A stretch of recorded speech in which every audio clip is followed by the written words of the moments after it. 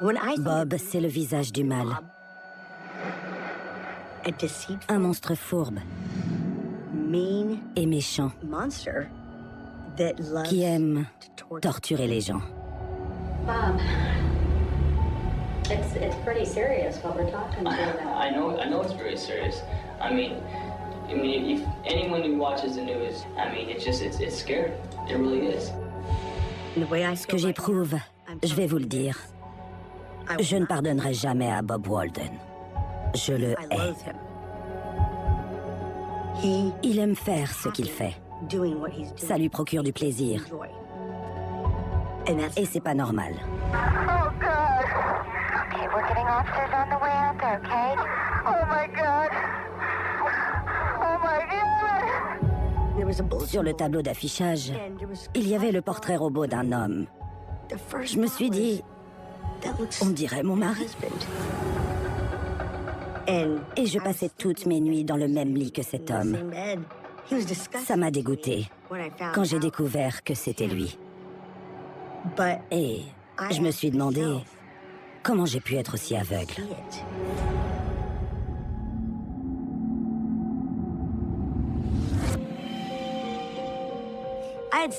J'ai longtemps gardé des secrets en moi, par gêne et par honte. Mais aujourd'hui, je vais les révéler parce que j'ai envie de revivre. C'est un fardeau depuis près de 30 ans. Il a gâché ma vie. Mais je suis encore là, debout, et je vais clamer haut et fort que j'ignorais qu'il faisait ces choses-là. Je l'ignorais. Je ne demande pas de sympathie, juste comprenez-moi s'il vous plaît. Je n'ai jamais parlé de ça à personne. Jamais. Mais aujourd'hui, je vais le faire.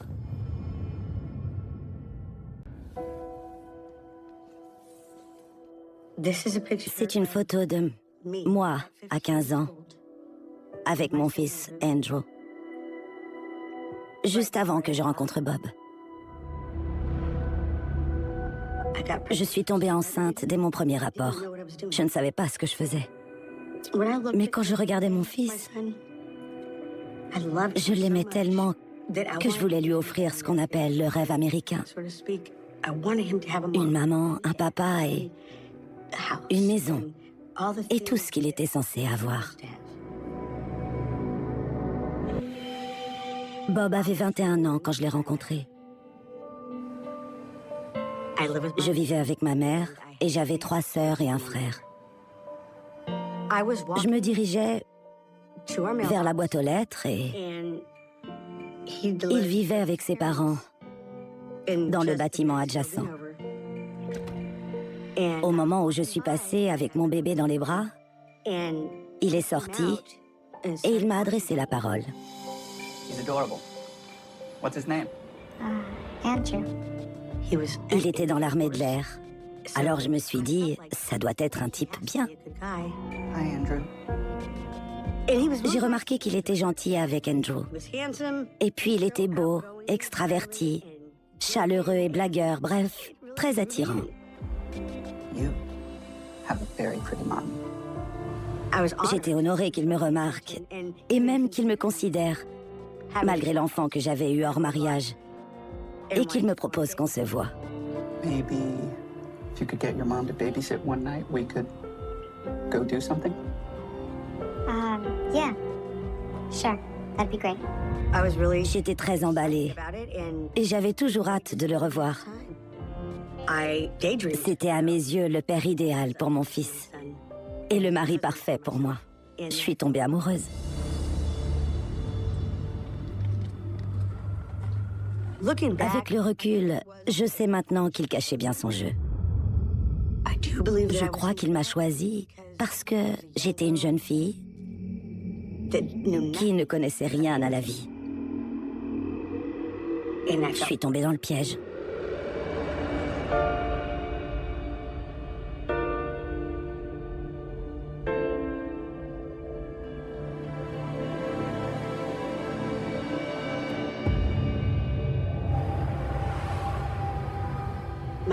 Ma mère ne l'a pas aimé dès le début.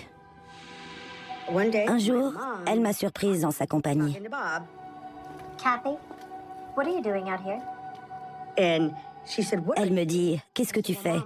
Je réponds « Maman, je te présente Bob Walden. Il vient de Chicago et ses parents vivent ici. » Elle dit « Oui, enchantée. » Ils se regardent mutuellement et elle lui sort « Est-ce que tu as plus de 20 ans ?» She's a little young for you, don't you think? Il répond « J'ai 21 ans. » Ma mère dit « Oui. » Et ma fille en a 16. Alors laisse-la tranquille. It's all right. Need to get going anyways. Bob lui a lancé un regard furieux. Puis il est parti.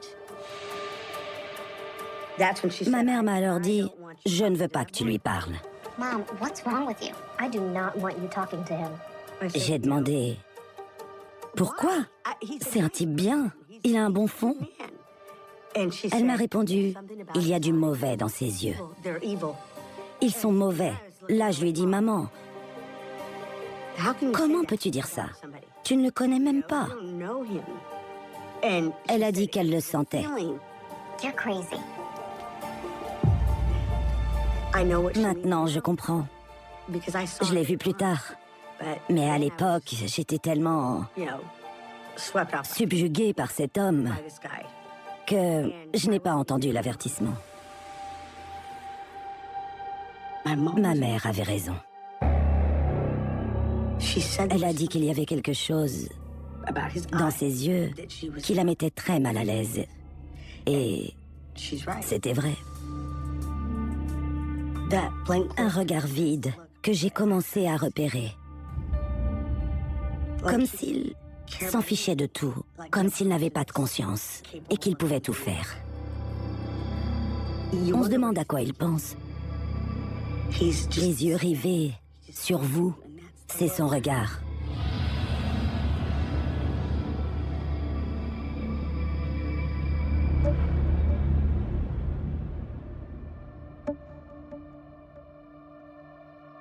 On s'est fréquentés en secret pendant 6 mois.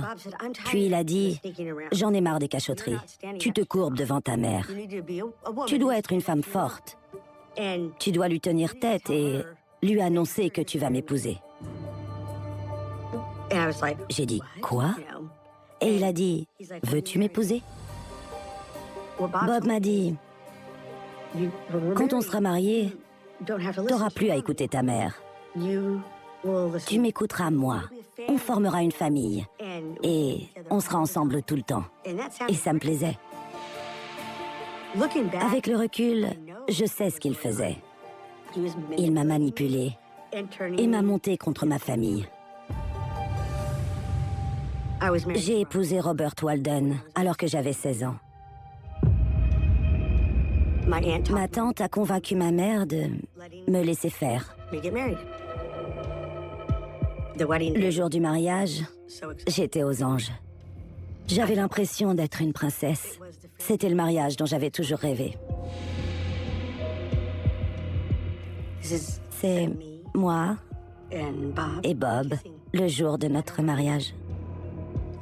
J'étais tellement heureuse.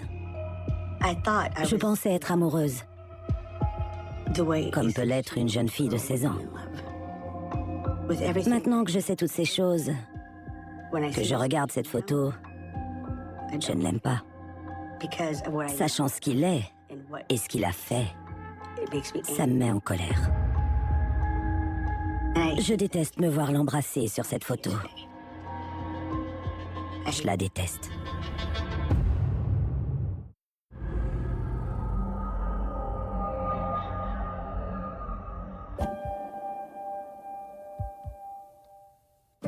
Le conte de fées n'a pas duré. 48 heures plus tard, Bob s'est montré sous un tout autre jour. Je me préparais pour aller au travail et il a dit « Pourquoi tu te maquilles? Tu es affreuse. » Why are you wearing that? You look fat in that. Il m'a dit que j'étais grosse. Ce n'était plus le même homme. Avant, il disait toujours que j'étais belle, sa petite latina. Alors, je lui ai dit Je suis pourtant la même que quand tu m'as rencontrée. This is how I always look. Why would you say that? Il a dit, ma femme n'a pas à me répondre comme ça. Et boum. C'est arrivé si vite que j'ai pas eu le temps de réagir. J'arrivais pas à y croire. C'était comme Dr. Jekyll et Mr. Hyde. You never use that kind of attitude with me. Got it? C'était la fin du rêve. Je me suis dit, c'est pas vrai. Qui est cet homme? Qui est-ce? Puis, il a ajouté, maintenant, file au travail. Hurry up and go. I'll take the kid. J'étais déboussolée. C'est ça le mariage? J'avais 16 ans alors. Je ne savais pas à quoi m'attendre. Mais je savais que mon père n'avait jamais battu ma mère. Je me suis dit, ça n'arrivera plus. C'était un malentendu. Je me suis trompée.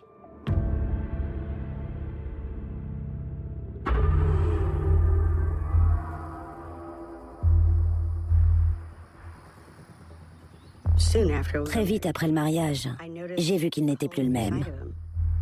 Il n'avait plus cette joie et cet humour qui m'avait tant attiré.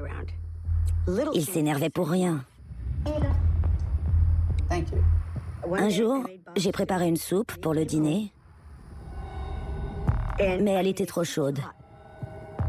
What the hell is wrong with you? Il l'a balancée.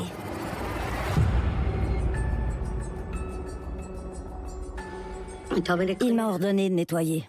Il a dit, je veux plus voir une trace à mon retour. I'm going out. Il m'a dit que j'étais sa chose et que je ne pouvais rien y faire. J'étais à sa merci. Il m'a embrassée sur la joue. Et sincèrement, j'ai senti que c'était pour m'humilier. It's a good girl. J'avais l'impression de ne pas exister. Au bout d'un moment, quand on est harcelé, martyrisé et battu, il y a beaucoup de colère qui s'accumule. Je ne voulais pas le tuer, alors j'ai craché dans sa nourriture à plusieurs reprises. C'était ma vengeance, et je suis navrée de le dire, parce que je ne suis pas fière. C'est moche, mais je l'assume.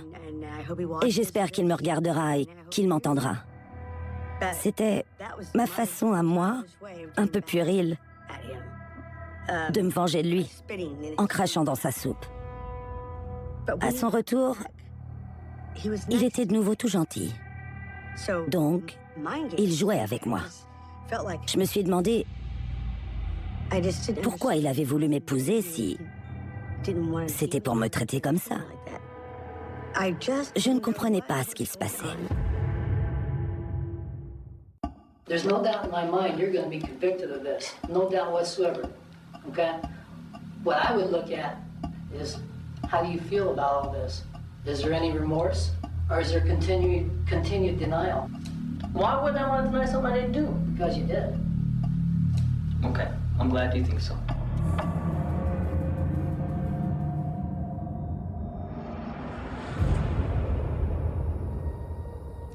Il était sexuellement très actif, mais je n'avais plus envie qu'il me touche. Plus du tout. Parce qu'il devenait très brusque avec moi.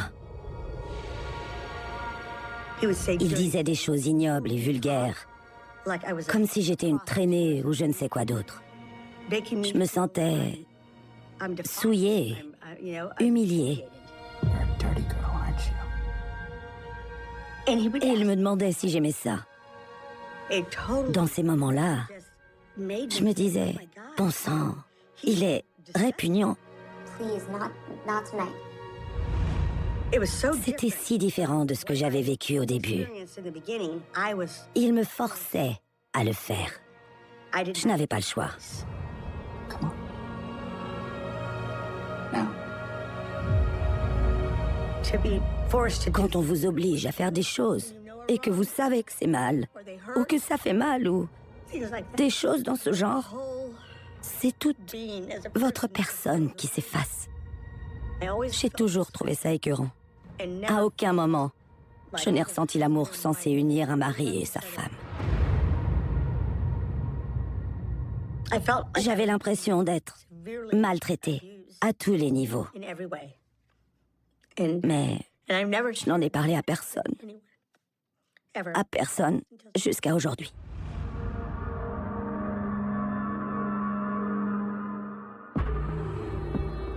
Je voulais tellement qu'il m'aime. Je voulais que ça marche entre nous.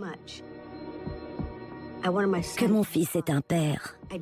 Je voulais pas franchir le pas et prendre la décision de partir sans avoir tout tenté. Mais j'ai vu des choses qui n'étaient pas tolérables.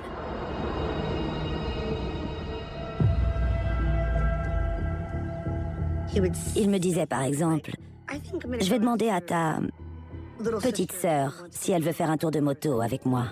Well, if you won't ride with me, maybe she will. Il lui disait qu'elle était jolie, puis il me sortait. Ta sœur a vraiment 14 ans? Puis, elle fait pas son âge. Ce genre de réflexion me mettait hors de moi. You know she's barely in her teens, right? Mon cœur battait la chamade. J'avais pas confiance. J'avais peur qu'il lui fasse du mal ou qu'il la viole. J'étais terrifiée pour ma sœur. Alors je lui ai dit, ne te retrouve jamais seule avec lui. Jamais. Et elle était d'accord.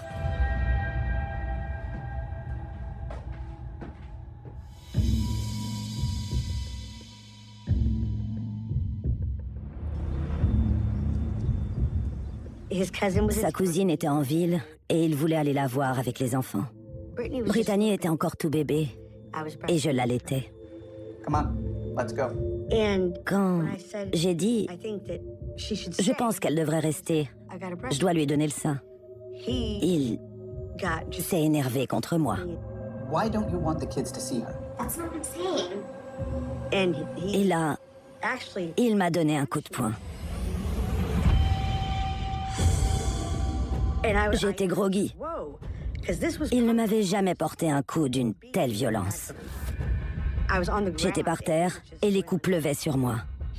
J'avais un bébé dans les bras, mais il s'en fichait. J'essayais de la protéger pour que ses gros poings ne l'atteignent pas.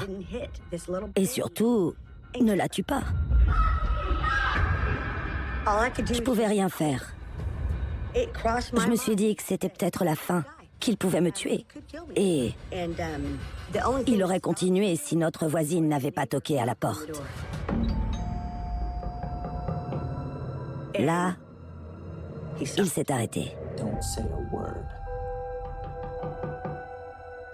Et le silence. On n'a pas répondu et elle est partie. Je pense qu'il aurait continué. J'en suis certaine. Il aurait continué tellement il était furieux. J'ai su que je devais aller à l'hôpital. Oh, please, I need help. J'avais l'impression d'être en miettes. Et en effet, j'ai eu la mâchoire brisée à 3 endroits. C'est dire à quel point c'était violent. Mais il n'a pas voulu appeler l'ambulance. Il m'a déposé à l'hôpital et il m'a dit que si je leur racontais ce qu'il s'était passé, on nous prendrait les enfants. You say nothing. Understood? Je devais dire que j'étais montée sur le plan de travail et que j'étais tombée. J'ai obéi. J'étais jeune, alors je pensais vraiment qu'on allait m'enlever mes enfants. Certains vont dire, mais pourquoi t'es pas partie après? C'est pas si facile. J'étais perdue. There's no doubt in our mind what happened here. What we're really curious about is what set you off. and what's going on in your mind. I'm glad you think that you know I did it, but I didn't do it. I wasn't there.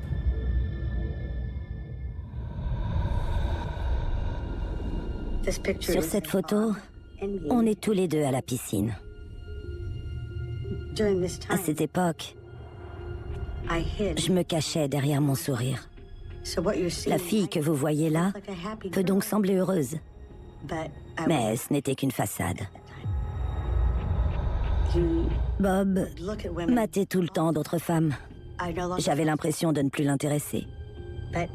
Mais quand je vois cette photo, je ne peux que me demander, est-ce que ce jour-là, quelque chose de grave est arrivé à quelqu'un?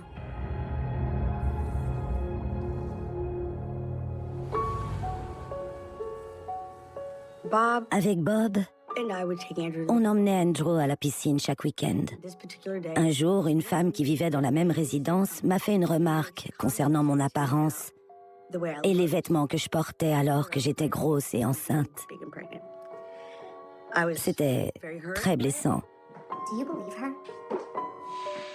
Puis, elle s'est levée et s'est dirigée vers la sortie. Bob me dit alors, je vais chercher des boissons. We were just there. I want a drink. J'ai cru qu'il voulait la draguer, à la façon dont il l'avait regardée. Donc, il l'a suivie et il n'est pas revenu tout de suite.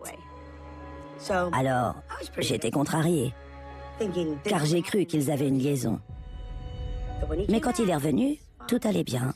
Il était souriant et agissait comme si de rien n'était, alors je me suis calmée. Mais cette pensée ne m'a pas quittée. Quand j'ai revu cette femme, c'était dans la salle d'audience. C'était l'une des victimes qui avait survécu. Et je l'ai reconnue tout de suite. Elle a dit, je me trouvais à la piscine, et puis je suis partie. Mais peu de temps après, un homme est arrivé derrière moi. Bob a utilisé le cordon de son fer à friser pour l'étrangler. Alors j'ai compris qu'il n'y avait rien eu entre elle et lui. Elle ne le connaissait même pas. S'il l'a suivie ce jour-là, c'était uniquement pour lui faire du mal. Je me suis sentie coupable d'avoir imaginé qu'elle avait une liaison avec mon mari. Elle l'a rencontré de la pire façon.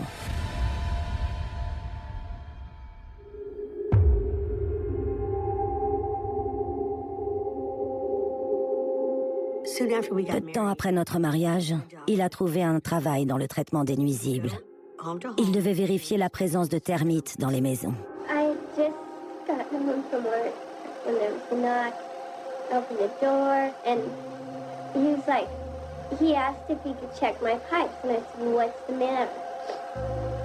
And he said the pipes have been leaking.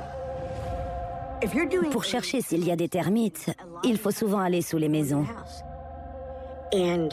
Les employés revenaient donc parfois avec des égratignures. Mais ça arrivait beaucoup plus souvent à Bob qu'aux autres. He locked it and then I just didn't feel right. I don't know why I just didn't get out because I didn't feel right.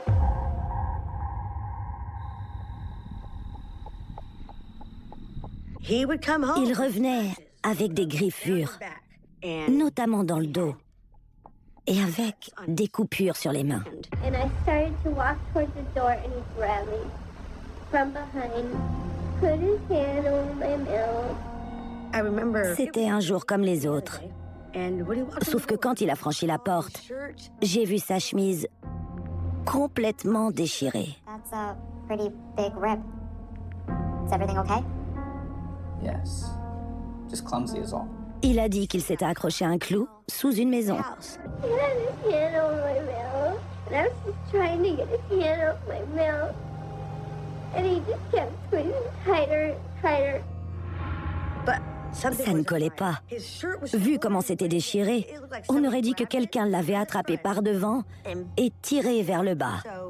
Je me suis dit, on n'abîme pas comme ça une chemise juste avec un clou. He grabbed the clothes dryer and he tried to wrap the cord around my neck. I kept kicking and fighting. I was begging him, please don't do this, please don't do this. Et puis, il avait des griffures au niveau du cou, derrière l'oreille. Elles étaient grosses, épaisses et profondes. What's that on your neck? I scratched myself under the house. Just drop it. J'essayais de comprendre comment c'était possible. He dragged me into my room, and there was a whole bunch of clothes on the floor, and he tied my mouth, put a gag on me with some clothes. There was a phone sitting there, and he pulled the cord out of the wall. He tied my arms with the phone cord, and then he dragged something down my back, something metal, and he said, "This is a knife, and I'll kill you." He just kept talking to me, telling me that he was gonna kill me, that he knows everything about me. He knows where I work, I know your name, I know everything about you, and I will kill you. I was screaming, and he just kept saying, "If you don't stop screaming, I'm gonna kill you, I'm gonna kill you." Je n'ai rien dit parce que je ne voulais pas que ça s'envenime. Mais bien plus tard, j'ai appris qu'il s'agissait de blessures infligées par ses victimes quand elles se débattaient. Quand on m'a dit ça, j'en ai été malade. He was looking for a way to get away, but he was too strong. I thought he was gonna kill me.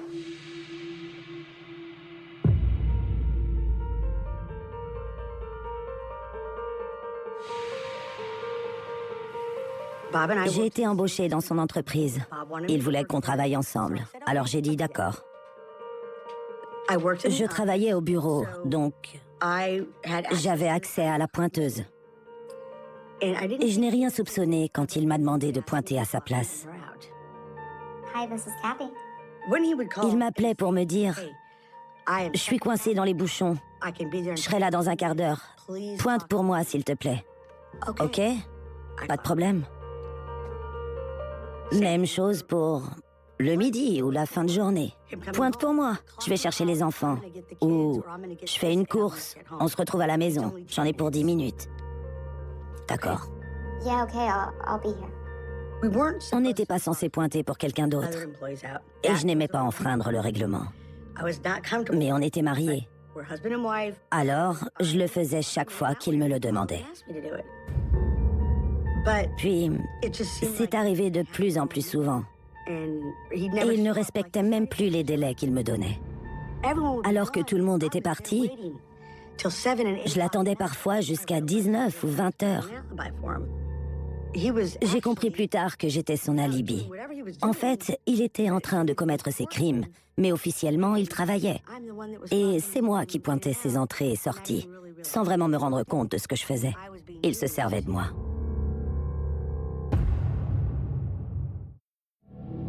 Am I blue in the face? I can keep saying it over and over again that I didn't do it. You're gonna keep saying I did. That's right, because we don't believe you. I know you don't believe me. Fingerprints don't lie, Mom.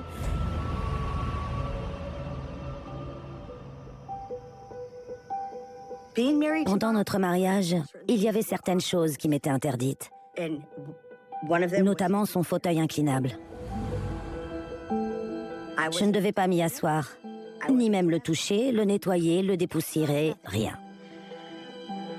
Les enfants ne pouvaient pas non plus s'y asseoir. S'ils les voyaient dedans en rentrant du travail, j'étais dans le pétrin. Même quand j'étais seule, je n'osais pas y toucher. Parfois, l'accès au salon m'était interdit. Je restais dans la chambre pour que Bob ait un moment à lui. Je m'asseyais sur le lit en attendant de pouvoir sortir. Ça pouvait durer 2 ou 3 heures. Tant qu'il n'ouvrait pas la porte, j'étais cloîtrée. Je n'entendais rien dans le salon à part la télé. Je pensais qu'il faisait un caprice de bébé avec son fauteuil, mais en fait, il s'en servait pour cacher des choses. Après son arrestation, la police a trouvé des objets dont je ne connaissais pas l'existence. Un ensemble de couteaux, des sous-vêtements féminins, des cordons de téléphone fixés par des attaches rapides, des trucs très bizarres qu'il cachait dans la pochette du fauteuil. Il les avait stockés.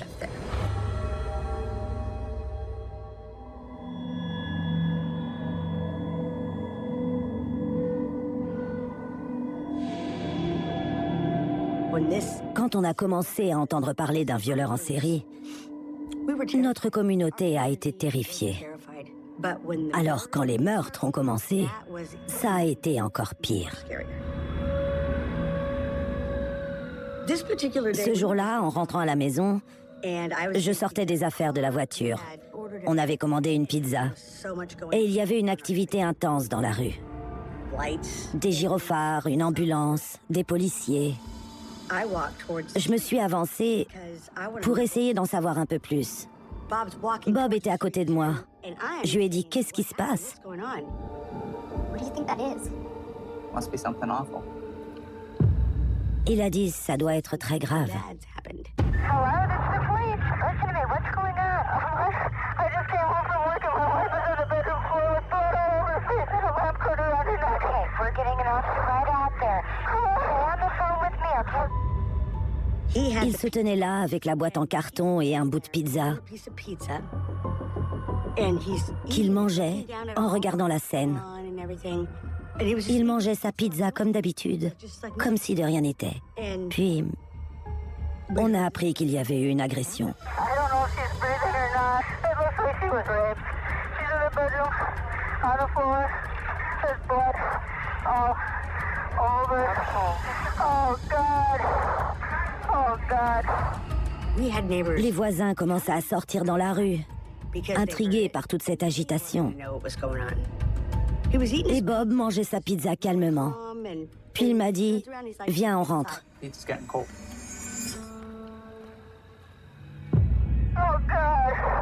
Okay, we're getting officers on the way out there, okay? Oh, my God. Oh, my God. 2 jours plus tard, aux informations, ils ont parlé de la femme qui avait été agressée dans notre rue. Cette femme, je l'avais croisée dans le bus quelques jours plus tôt. Elle a été violée et tuée. J'ai pleuré. Bob a dit que c'était ridicule, que je la connaissais même pas.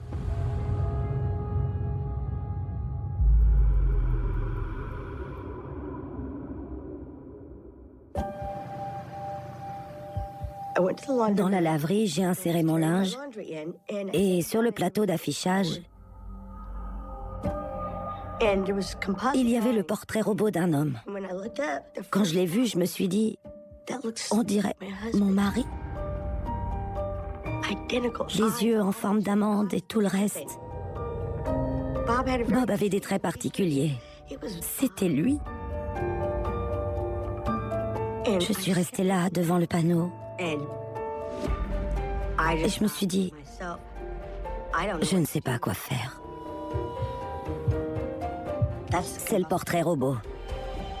C'était écrit, avez-vous vu cet homme? Il est recherché. Avant même d'avoir lu ce message, j'ai dit, c'est mon mari. Tout en bas de l'affiche, il y avait des bouts de papier qu'on pouvait arracher avec un numéro de téléphone. J'ai pris le tout premier et je l'ai mis dans mon soutien-gorge. J'étais très nerveuse. J'ai compris que j'étais la femme d'un violeur, doublée d'un meurtrier. J'avais très peur. J'ai alors repris mon linge et je me suis dépêchée de rentrer.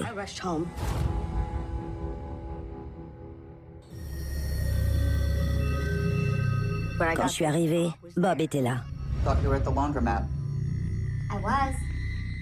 Je lui ai dit, tu sais le violeur et tueur qui rôde dans les rues. You know that guy the police are looking for? J'allais lui dire qu'il ressemblait au portrait robot. Mais à ce moment-là, il s'est retourné, il m'a regardé fixement et m'a dit « Ouais, et alors ?» Et quand il a fait ça avec ses yeux, qu'il m'a regardé comme s'il s'apprêtait à me tuer, j'ai été prise d'une peur panique. Et j'ai ajouté précipitamment « On dirait le type avec qui tu travailles. » Il a dit « Ah oui ?» Et ensuite, j'ai pris ma voiture pour aller au bureau et c'est là que j'ai passé le coup de fil. I have a beautiful wife, 2 beautiful children, and hopefully another son on the way. Why would I want to go and do something like that? You love your wife? I love my wife very much. You realize that all these victims are very petite victims that we have, and so is your wife? I mean, is there something there about your No. life and what's going on? No.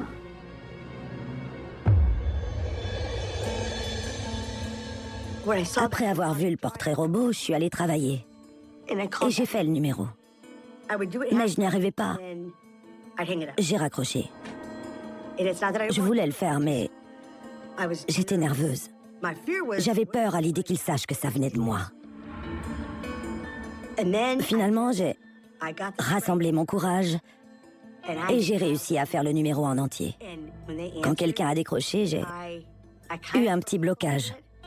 Yeah, yes, hello. Can I speak with a detective, please? J'ai dit, j'appelle pour le portrait robot. Je crois savoir qui c'est. L'officier a demandé, qui? J'ai dit, mon mari, Robert Walden. J'ai donné mon adresse et il a dit, on va vous contacter pour vous demander d'autres informations. Ça ne me convenait pas du tout. You have to arrest him immediately. Pourquoi ne viennent-ils pas? Je voulais qu'ils arrivent sur le champ. Si Bob découvrait que je l'avais dénoncé, j'étais certaine d'être sa prochaine victime.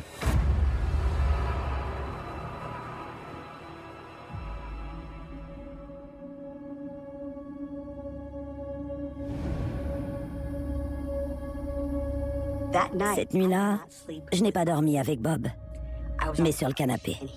Et ça l'a mis très en colère. J'ai dit que c'était à cause de ma grossesse. Mais si je n'ai pas dormi à ses côtés, c'était à cause de ça. J'ai pleuré cette nuit-là car mon mari était un tueur. Et sachant que mes 2 enfants dormaient dans leur chambre, je me suis dit, va-t-il s'en prendre à nous? Il a bien tué des inconnus, alors pourquoi pas nous? Je ne sais plus si j'ai dormi ou pas, mais je sais que j'ai beaucoup pleuré, silencieusement. Mais je sentais que j'allais bientôt être secourue, car la police était censée me rappeler. Tous mes espoirs reposaient sur les forces de l'ordre.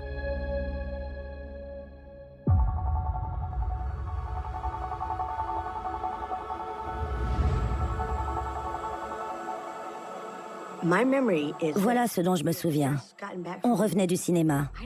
Je ne voulais pas y aller, car j'attendais leur arrivée. Une fois à l'intérieur, il est allé dans son fauteuil, pendant que je mettais les enfants en pyjama. C'était l'heure de les coucher. C'est à ce moment-là qu'ils ont enfoncé notre porte.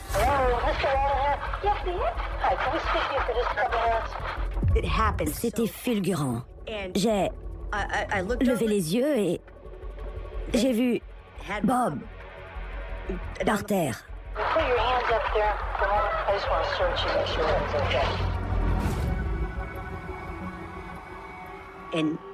Quand ils l'ont sorti et qu'ils lui ont lu ses droits, j'étais tellement soulagée et heureuse.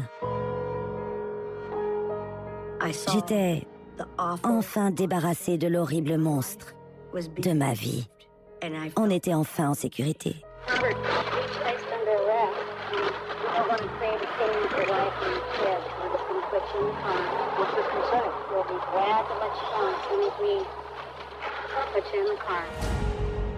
Quand ils l'ont mis dans Cette voiture, avec les menottes, il m'a regardé fixement sans rien dire. Un regard furieux qu'il a gardé tout du long. What this is regarding is a sexual assault. You've been identified as a person who was there, and you're being arrested for that sexual assault. Je me suis toujours demandé s'il savait que j'étais à l'origine du coup de fil. Encore aujourd'hui, je me le demande. What we'd like to do is take you down to the police station and talk to you about this. The sexual assault that we're talking about, it occurred during the daytime. So we'd like to ask you some questions about, your daily routine, where you go. Un énorme poids s'est envolé. Je ne pouvais pas rêver mieux. Le voir partir dans cette voiture de police. Je ne lui ai pas dit au revoir. J'étais tellement heureuse d'être seule avec mes enfants, enfin libre. J'attendais ça depuis longtemps. Alors, pour moi, ça a été certainement l'un des plus beaux jours de ma vie.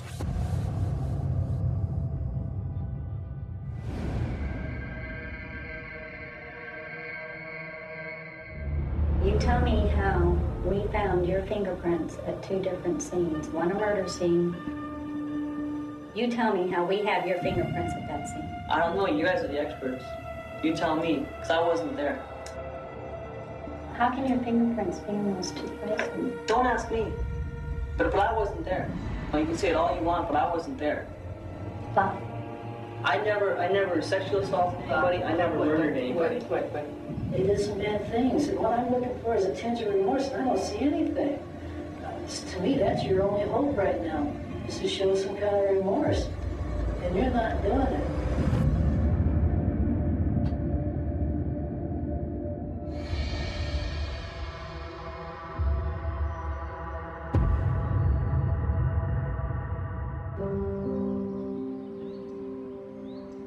Au moment du verdict, j'ai regardé Bob pour voir comment il réagissait à sa condamnation. Et quand ils ont dit peine de mort, il était très calme et regardait autour de lui comme s'il s'en fichait. Ça ne l'a pas troublé. J'aimerais être là quand ils l'exécuteront et le voir rendre son dernier souffle. Quand j'aurai vu ça, je serai moi aussi en paix.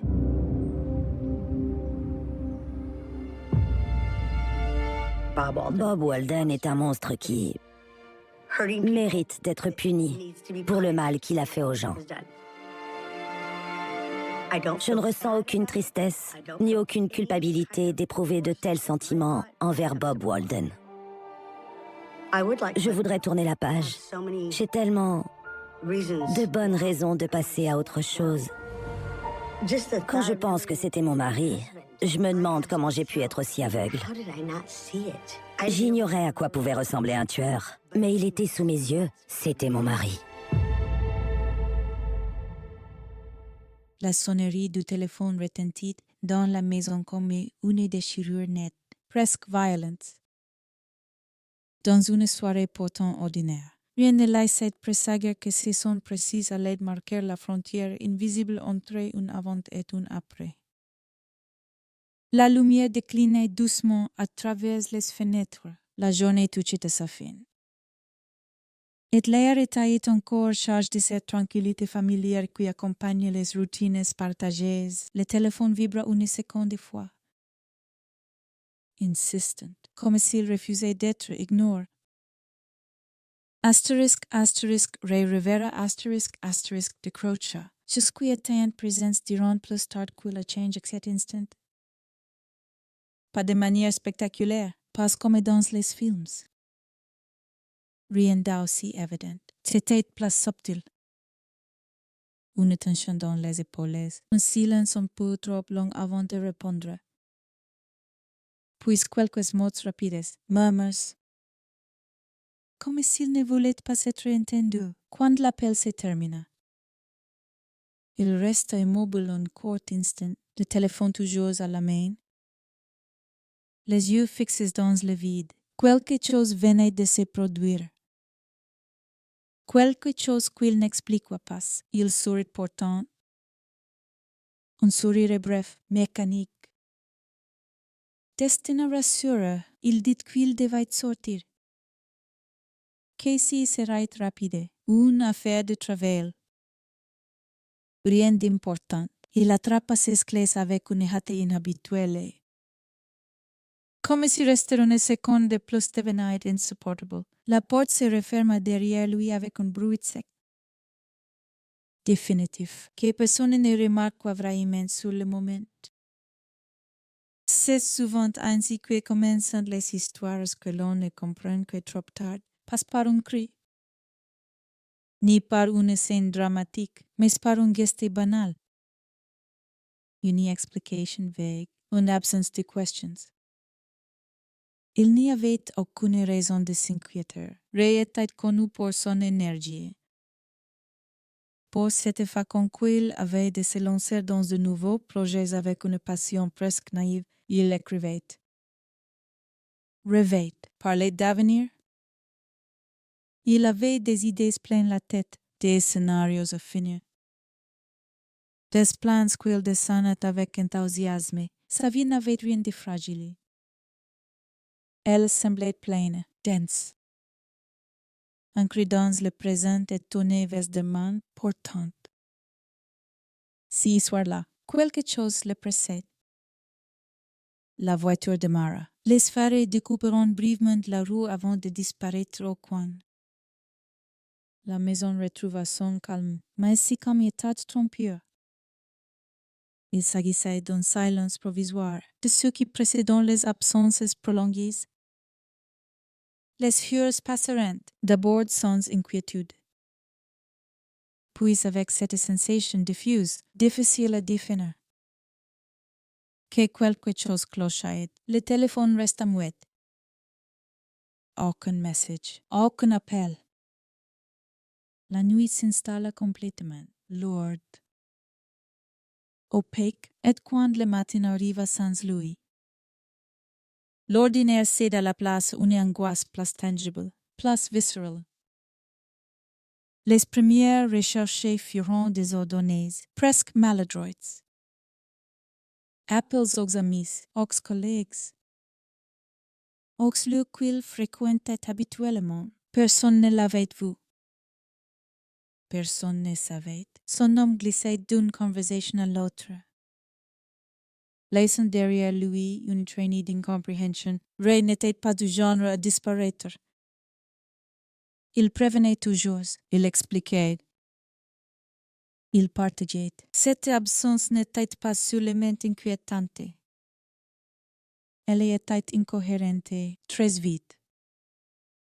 Les questions se multiplieront. Pourquoi si départ précipité? Pourquoi si silence et surtout? Pourquoi si malaise persistant chez ceux qui tentaient de reconstituer les dernières heures? Chaque détail prenait soudain une importance démesurée. Le ton de sa voix au téléphone, la manière dont il avait attrapé ses clés. Si regarde, les courts instants de vide avant qu'il ne souriait. Les jours suivants furent marqués par une attente nerveuse, par cette impression étrange que le temps s'étirait inutilement. Les recherches s'intensifieront. Des affiches furent distribuées. Son visage souriant apparut sur des feuilles collées à la hâte sur des écrans.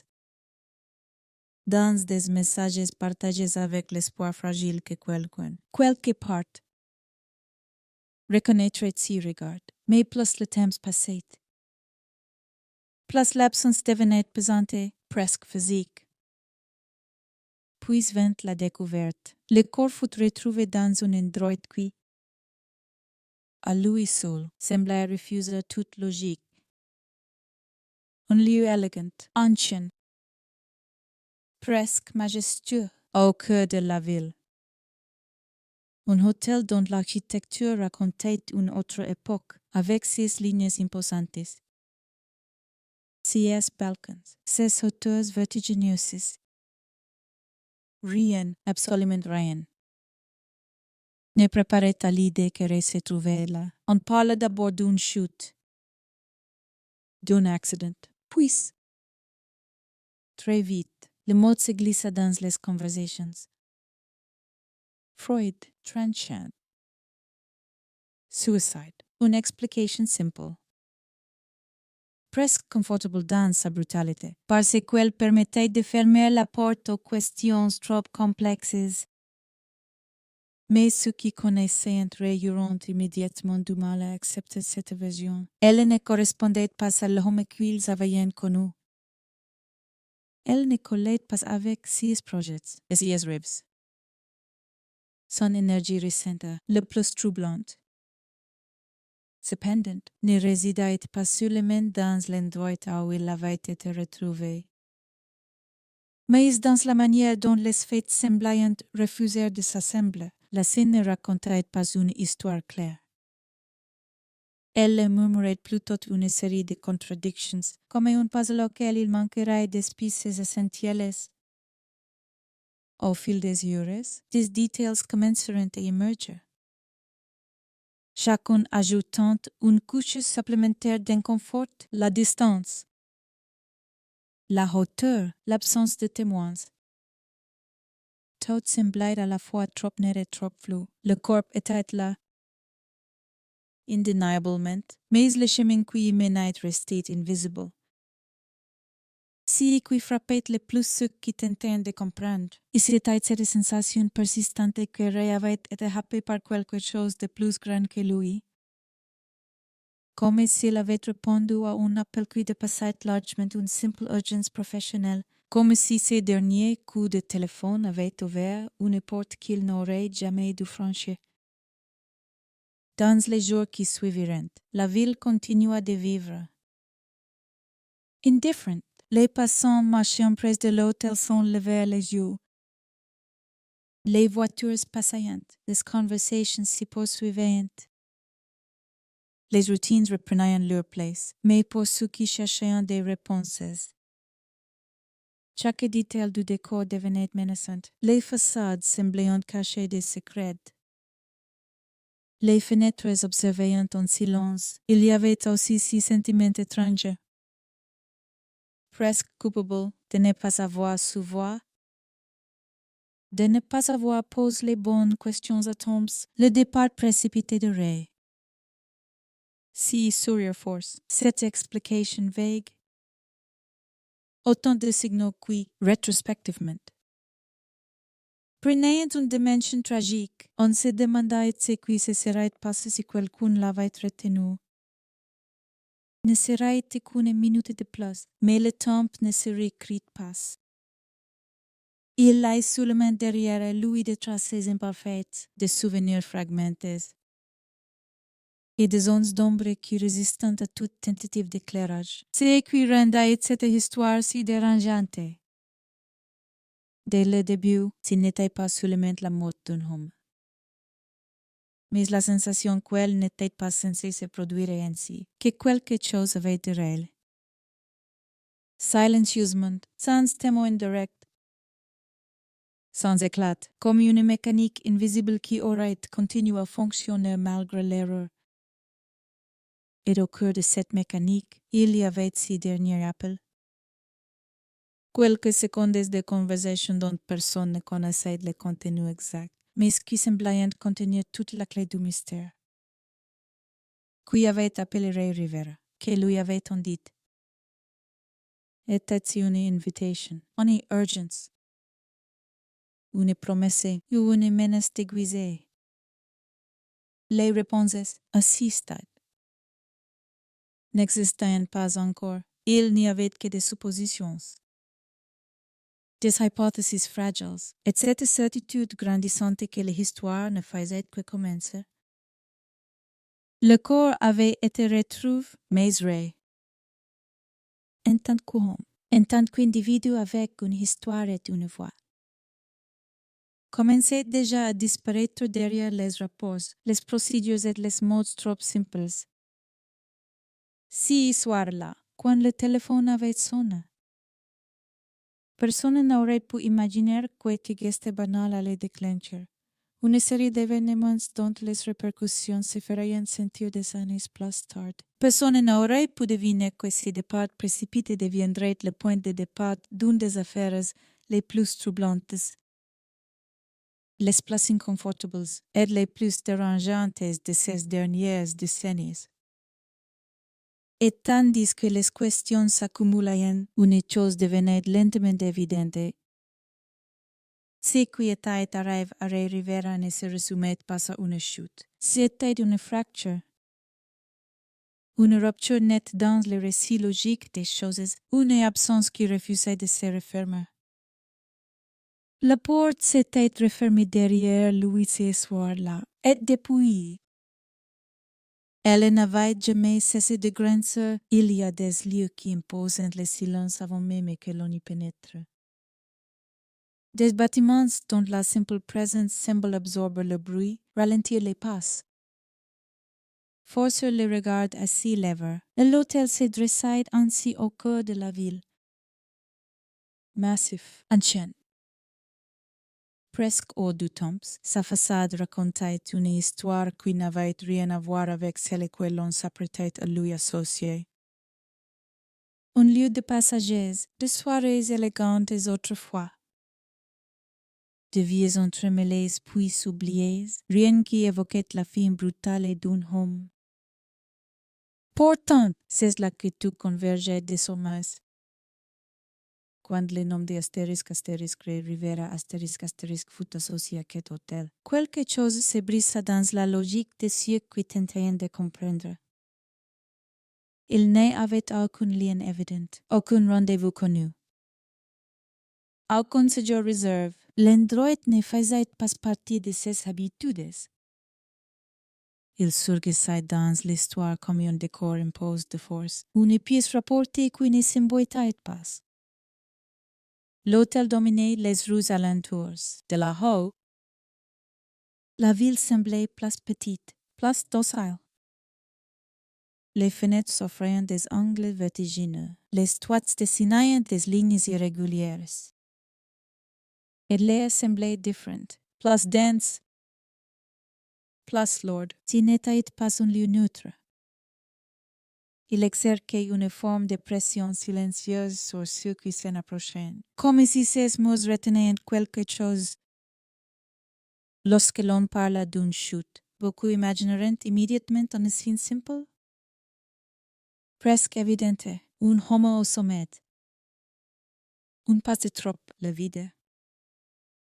Une explication rapide, presque rassurante dans sa brutalité. Mais dès que l'on commença à regarder de plus près, cette version se mit à vaciller. La hauteur d'abord, elle était considérable. Bien plus que ce que l'on imagine en levant simplement les yeux depuis la rue. Ensuite, la distance. Le point où le corps avait été retrouvé ne correspondait pas à une chute verticale classique. Il était trop éloigné, trop décalé. Comme si le corps avait été projeté, you déplace. Ou comme s'il avait été défié un instant. Les lois les plus élémentaires de la physique, si genre de details. Précis seulement, pouvant sembler anecdotiques. Mais ensemble, ils dessinaient une anomalie. Une incohérence suffisamment forte pour provoquer un malaise immédiat chez ceux qui s'attardaient sur la scène. Il y avait un trou sur le toit. Un trou net, presque propre, qui semblait indiquer un impact violent. Mais ce trou ne racontait pas toute l'histoire. Le récit devient alors profondément injuste. Personne n'avait vu réentrer dans l'hôtel. Personne ne l'avait vu monter. Personne ne l'avait vu sur le toit. Dans un bâtiment aussi fréquenté, aussi central. Cette absence de témoins semblait déjà étrangère, mais ce n'était que le début. Plus on examinait l'endroit, plus le doute s'installait. Les toits n'étaient pas facilement accessibles. Il fallait connaître les lieux. ou du moins savoir où aller, si n'était pas un espace ouvert au public. Pas un endroit où l'on se retrouvait par hasard, porté par une impulsion soudaine. L'idée d'un geste spontané, irréfléchi, commençait à perdre de sa crédibilité, et puis il y avait l'environnement immédiat. Les rebords, les Anglais, les obstacles potentiels, tout semblait conspirer contre l'hypothèse simple d'un saut.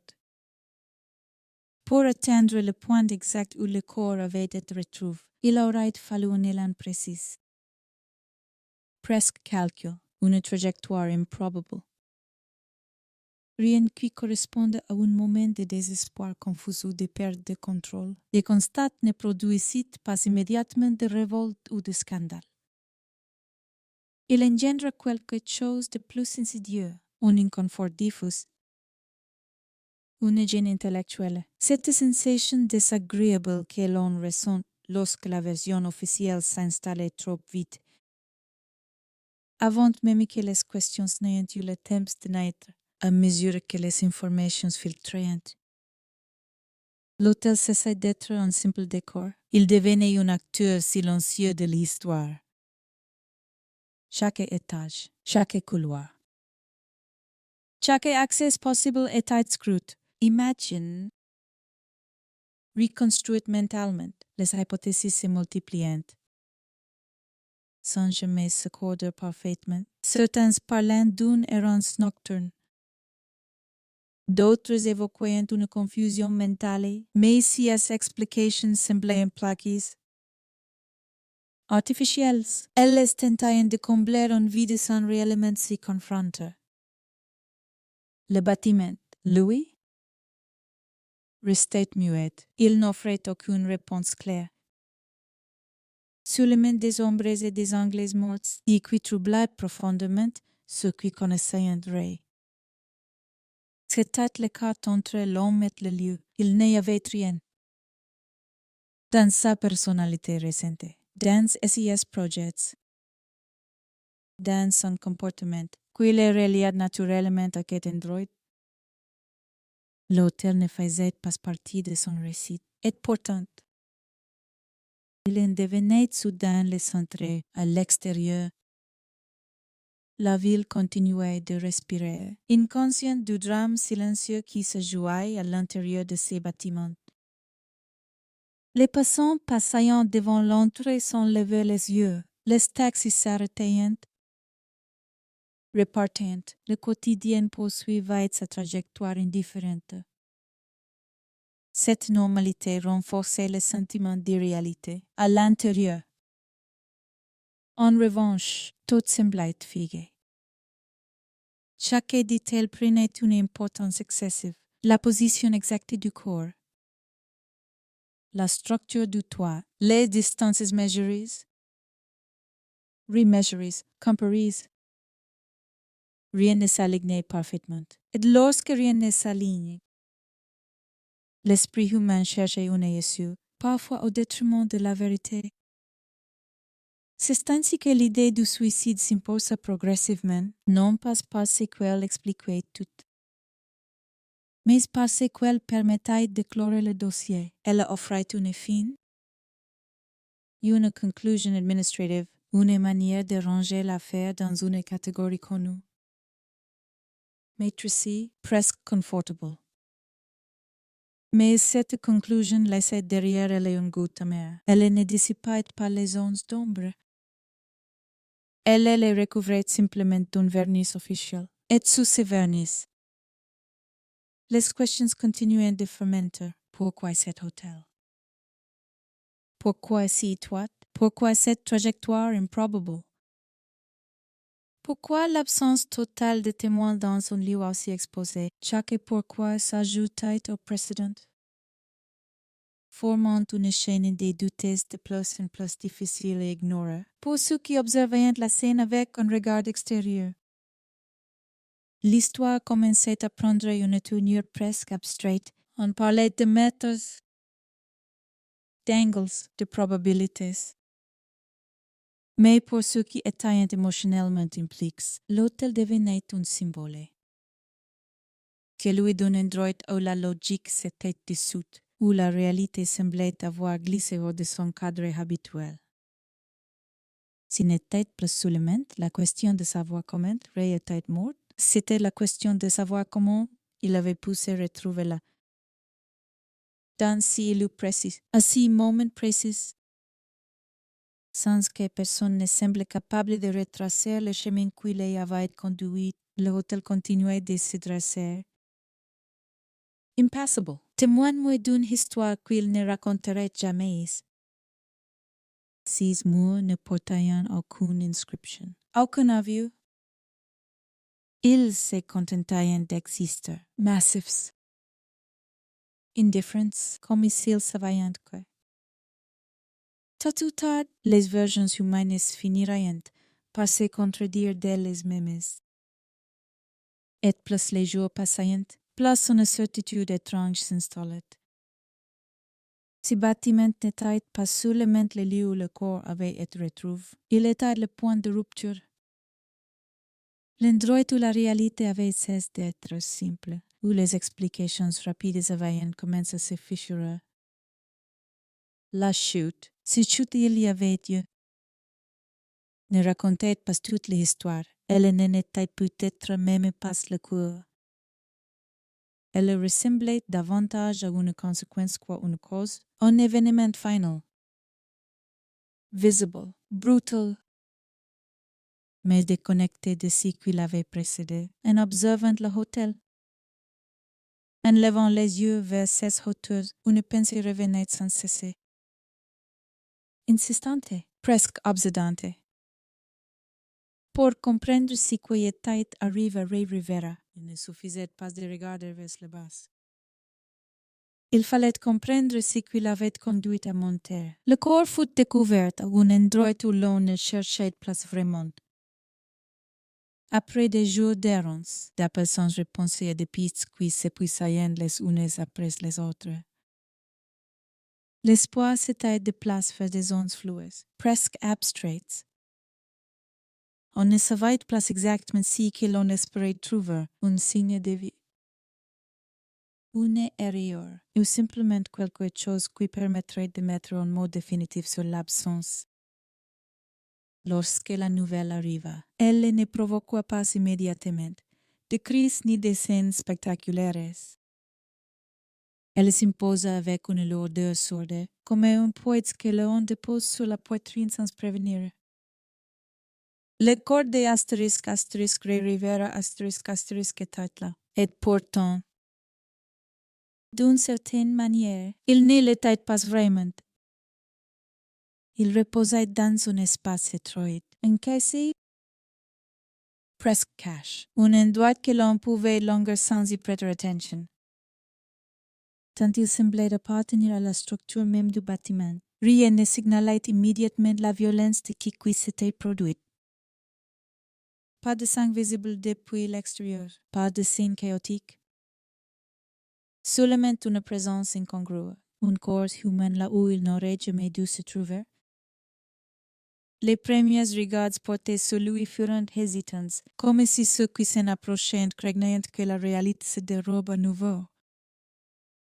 Il était bien là, pourtant, allongé, immobile, silencieux, la confirmation brutale d'une disparition qui cessait d'être abstraite pour devenir irréversible. Mais très vite, quelque chose dérangeait. Pas une horreur évidente, pas un détail grotesque. Non, c'était plus subtil, plus pernicieux, une impression générale que le corps ne racontait pas l'histoire attendue. Il ne parlait pas comme on l'aurait imaginé après une chute de cette hauteur, les blessures étaient là, indeniables, mais elles semblaient étrangement désordonnées. Presque incohérentes dans leur répartition. Les os brises confirmaient un impact violent. Mais certaines zones semblaient épargnées d'une manière troublante. Le visage, Notamment, ne peut-être pas les marques que l'on associe instinctivement à un choc brutal contre une surface dure. Cette absence devenait en soi un élément perturbant en attendant un chaos total. Une destruction evidence. On découvrait une violence plus continue, plus ambiguë, à côté du corps, presque disposée avec une précision dérangeante, se trouvant ses effets personnels. Son téléphone et ses lunettes. Intacts, à peine marqués. Comme s'ils avaient été déposés là avec soin, ou comme s'ils avaient défait. Use aussi la logique. Dans l'imaginaire collectif, une chute de cette ampleur ne laisse rien indemné. Tout devrait être fracassé, pulvérisé, rendu méconnaissable, et pourtant, ces objets semblaient avoir traversé l'événement sans subir le sort attendu. Cette contradiction devint rapidement impossible à ignorer. Le corps semblait avoir vécu quelque chose que les objets n'avaient pas subi, ou peut-être l'inverse. Dans tous les cas, l'ensemble refusait de s'assembler de manière cohérente. Chaque tentative d'explication simple se heurtait à un détail récalcitrant, à une anomalie qui refusait de s'étayer. Autour de la scène, les professionnels faisaient leur travail. Measures, photos, notes, just précises, méthodiques, mais même dans cette rigueur apparente. Une tension était perceptible, comme si chacun sentait, sans forcément le formuler, que quelque chose clochait. Le corps était là, oui. Mais il ne suffisait pas à refermer l'histoire. Il l'ouvrait davantage. À mesure que l'examen se poursuivait, les incohérences s'accumulaient. La position exacte du corps, l'angle supposé de l'impact, les trajectoires envisagées, rien ne s'alignait parfaitement. Chaque scénario nécessitait une série de hypothèses supplémentaires, de petites concessions à l'irrationnel. On commençait à parler de probabilités, de cas rares, d'exceptions, autant de mots qui, sans le dire explicitement, reconnaissant l'imperfection des explications proposées. Pour ceux qui attendaient des réponses claires, s'il fut un choc d'un autre genre. On avait enfin retrouvé, mais on ne savait toujours pas ce qui lui était arrivé. La présence de son corps, loin d'apaiser les esprits, intensifiait le malaise, elle rendait les mystères plus concrets. Plus lourd, presque oppressant. Les proches furent confrontés à une vision qu'aucun mot ne pouvait préparer. Ce n'était pas seulement la douleur de la perte. C'était l'incompréhension profonde face à une scène qui refusait de correspondre à l'homme qu'ils avaient connu. Il n'était pas un inconnu retrouvé dans un lieu improbable. C'était un mari, un ami, un fils, et si corps. Aussi réel soit-il, semblait appartenir à une autre histoire que la leur. Très vite, la narration officielle commença à se former. Presque par nécessité, face à l'absence de témoins, face aux incohérences. Il fallait une ligne directrice, une explication capable de tenir, au moins administrativement. Le mot suicide revint, encore et encore. Il avait une efficacité redoutable. Il clôturait les questions trop complexes. Il transformait l'incompréhensible en décision personnelle. Il déplaçait le mystère vers l'intérieur de l'homme, là où il devenait difficile, voire indécent. D'insister, mais si mot. Pour beaucoup, sonnait faux. Non pas par déni, mais parce qu'il ne répondait pas aux éléments tangibles. Il ne disait rien des lunettes intactes, rien du téléphone. rien de la trajectoire improbable. Il expliquait la fin sans expliquer le chemin. Le corps, lui, restait silencieux. Il ne confirmait rien. Il ne contredisait pas frontalement non plus. Il se contentait d'exister. De rappeler sans cesser que la réalité est parfois plus opaque que les récits que l'on tente de lui imposer. Chaque blessure, chaque absence de blessure devenait un point d'interrogation grave dans la chair. À mesure que les jours passaient, la tension médiatique se déplaçait lentement. L'événement cessait d'être une urgence pour devenir un dossier, un cas parmi d'autres. Mais pour ceux qui regardaient de près, le couvre-de continuait de poser problème. Il refusait de se laisser enfermer dans une explication unique, définitive. Il y avait aussi cette impression troublante que quelque chose avait été manqué, non pas volontairement, mais par précipitation, comme si l'on avait voulu aller trop vite vers une conclusion rassurante, sans accepter les temps nécessaires à la compréhension. Le corps avait été trouvé. Oui, mais avait-il été vraiment écouté?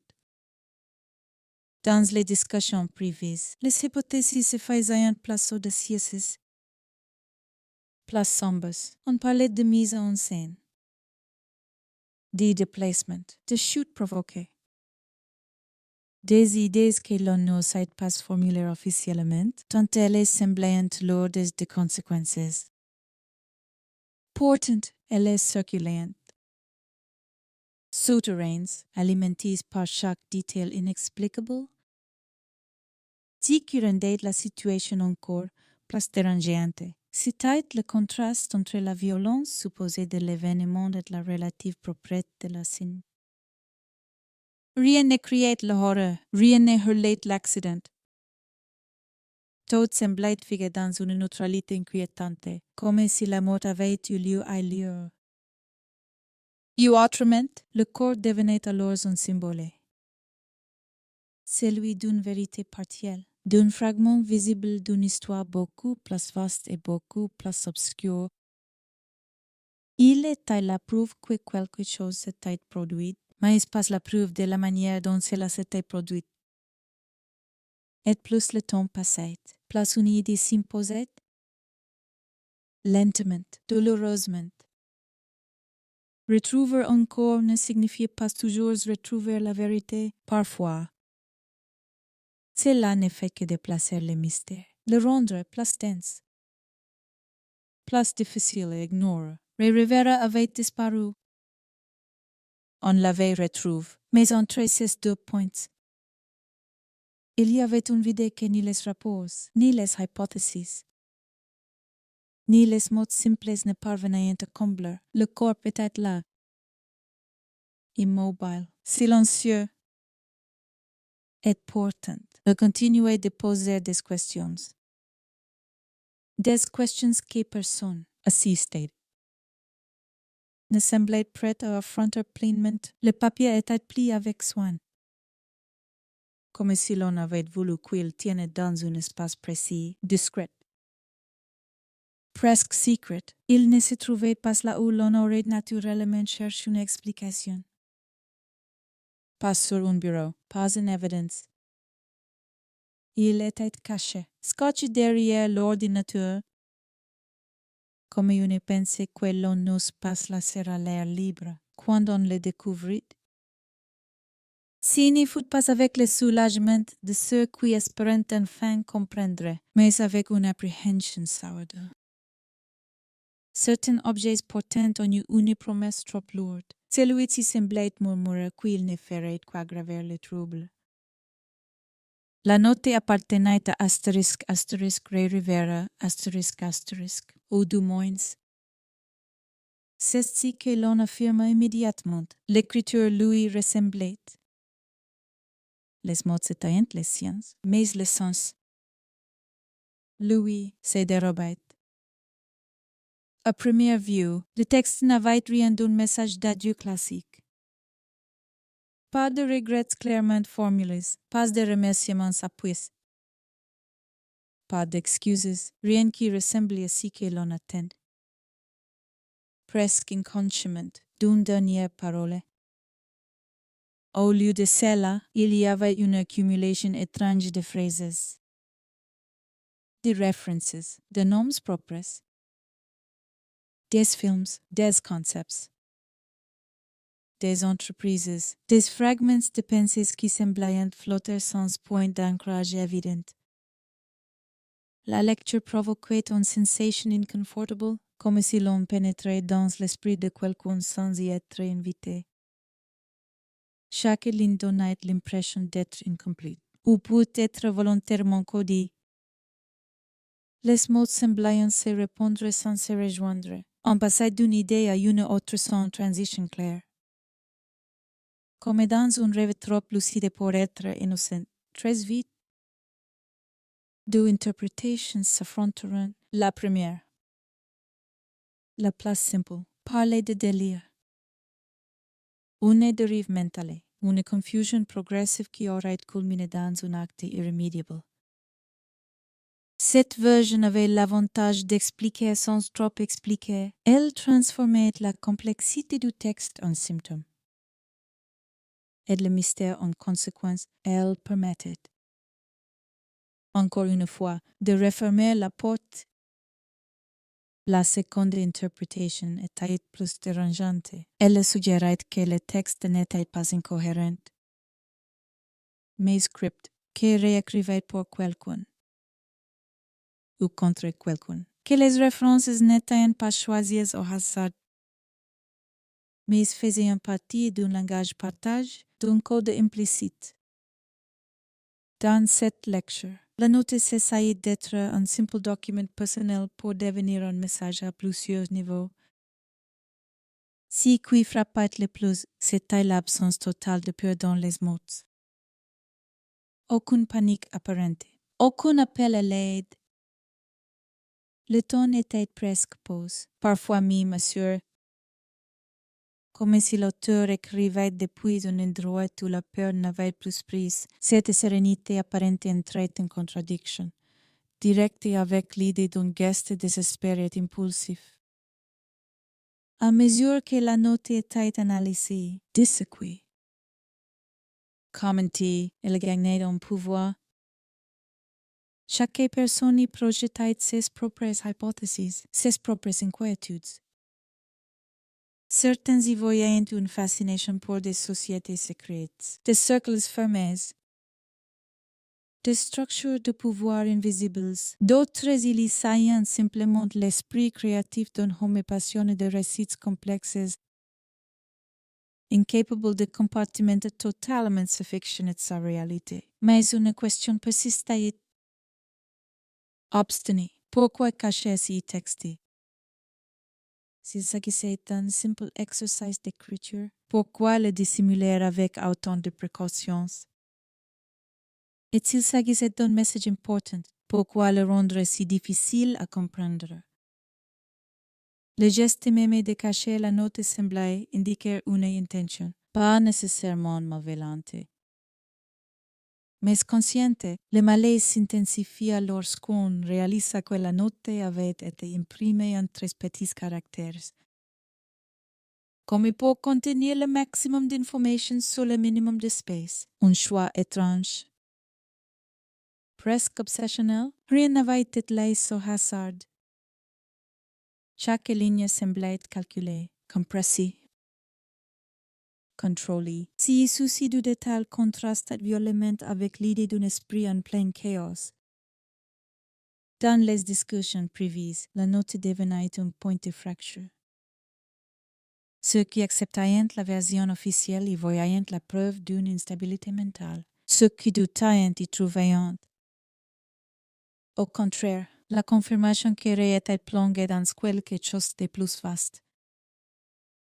De plus opaque, un univers de références et de symboles qui échappaient aux grilles de lecture habituelles.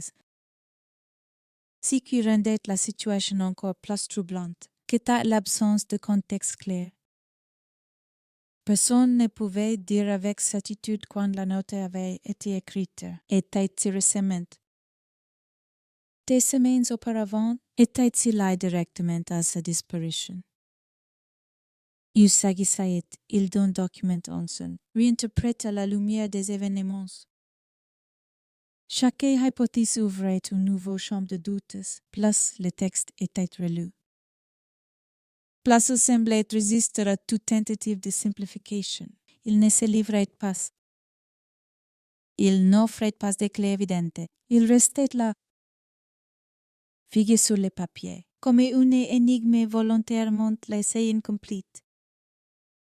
Et cette résistance même alimentait le soupçon pour les proches. La note était une blessure supplémentaire. Elle introduisait une distance nouvelle entre l'homme qu'ils pensaient connaître et celui qui se révélait à travers ces lignes obscures. Elle suggérait une vie intérieure plus complexe, peut-être plus tourmentée. Qu'ils n'avaient jamais pleinement perçu, et cette prise de conscience était douloureuse.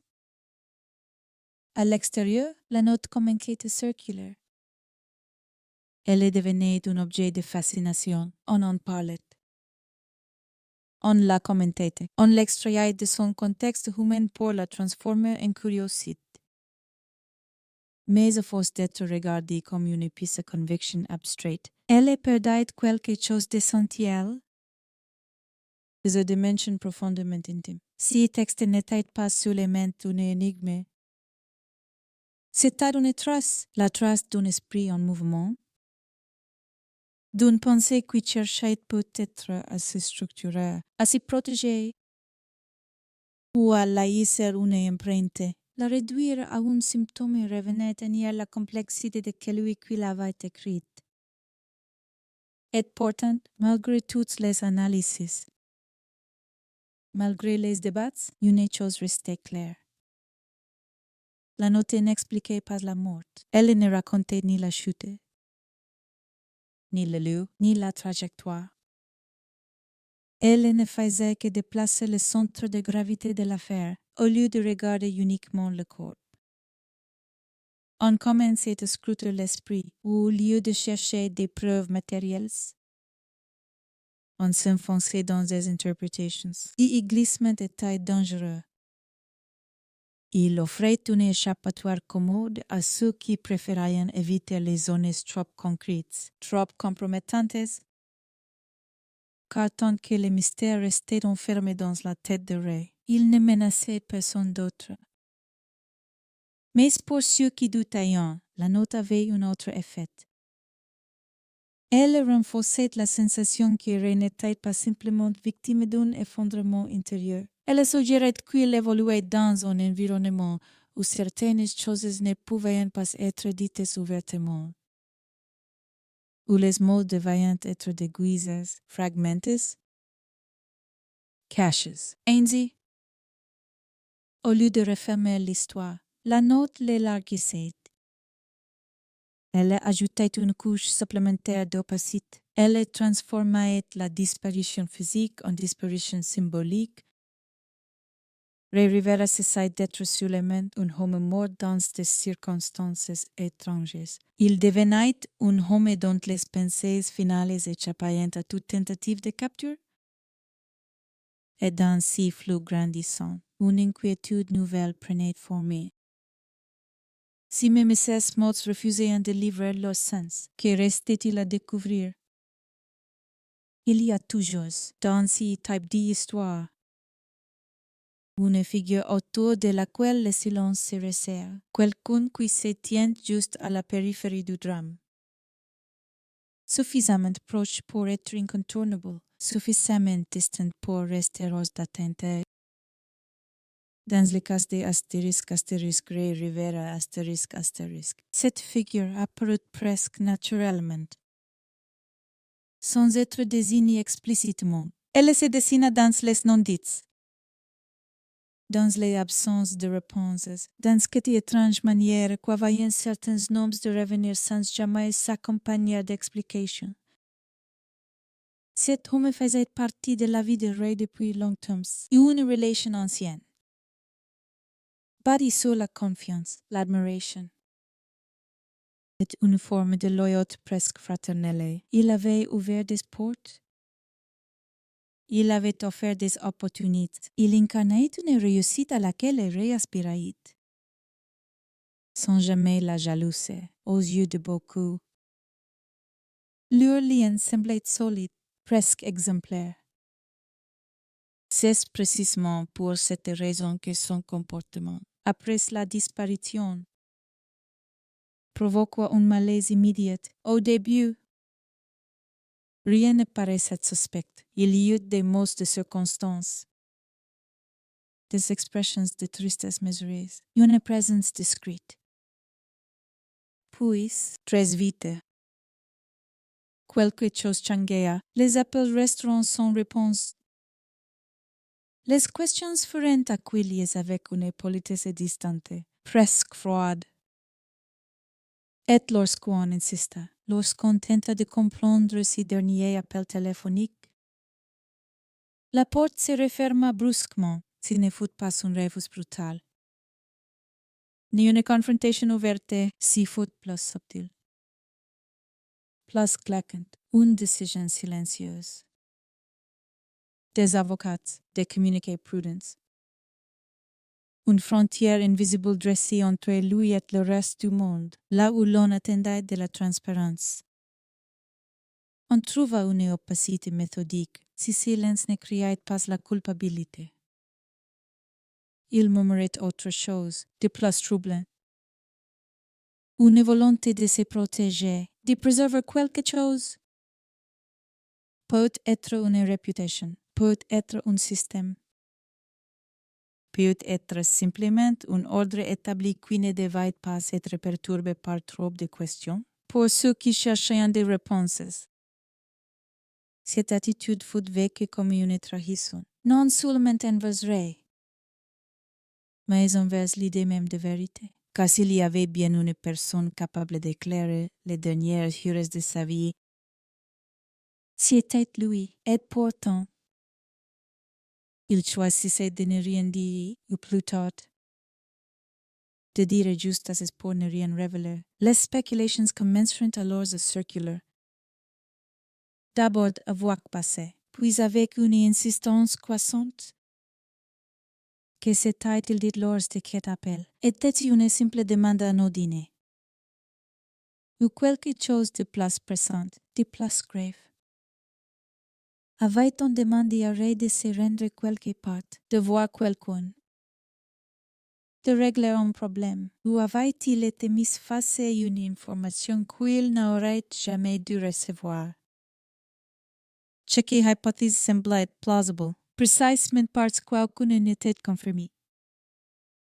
Le silence devenait un terrain fertile pour l'imagination, et plus silence durait. Plus il prenait de poids, il cessait d'être un absent pour devenir une présence oppressante. Presque tangible dans ce contexte. Le contraste était frappant. D'un côté, une famille plongée dans l'incertitude, cherchant désespérément à comprendre. De l'autre, une figure puissante.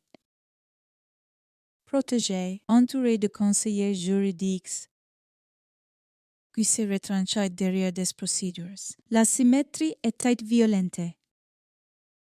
Elle donnait l'impression que la vérité n'était pas seulement difficile à atteindre, mais activement tenue à distance. Ce qui troublait le plus, ce n'était pas tant ce qui était dit que ce qui ne l'était pas. Aucun souvenir partage, aucun détail anodin sur l'état d'esprit de Ray ces jours-là.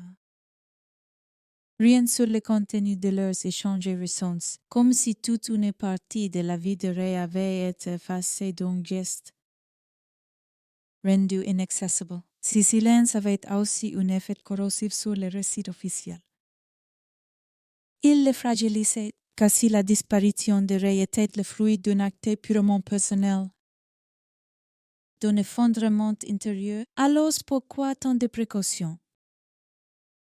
Pourquoi cette distance calculée? Pourquoi si besoin immédiat de se protéger légalement? Plutôt que d'aider humainement, à mesure que le temps passait.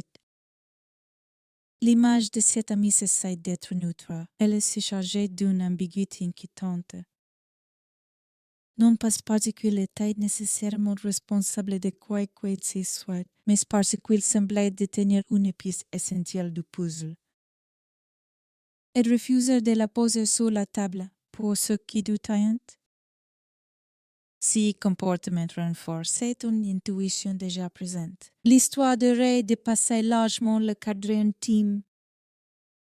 Elle touchait à des sphères où la transparence n'était pas la norme, où certaines vérités étaient négociables, modulables, étoffables. Et Ray, volontairement ou non, aurait pu se retrouver au mauvais endroit, au mauvais moment, avec les mauvaises informations, ce qui rendait la situation encore plus dérangeante. C'était l'absence totale de conflit apparent avant la disparition. Rien n'indiquait une rupture, une dispute, une tension ouverte. Tout semblait normal, ni trop normal, comme si la fracture s'était produite en silence, sans laisser de traces visibles. Dans les jours qui suivirent, si silence eut un autre effet. Plus in time, il isola ceux qui continuaient à poser des questions. Les proches de Ray se retrouveront seuls face à leurs doutes, confrontés à une réalité où la coopération semblait conditionnelle. Sélective, on leur faisait comprendre, sans le dire explicitement, que certaines hypothèses resteraient infirmes. Cette solitude renforça l'obsession. Chaque détail prenait une importance démesurée. Chaque mot prononcé à éviter était scruté, analysé, interprété. Le moindre geste devenait suspect. Non pas par excès de méfiance, mais par manque d'alternatives. À force de se heurter à ces murs invisibles, une prise de conscience douloureuse s'imposa.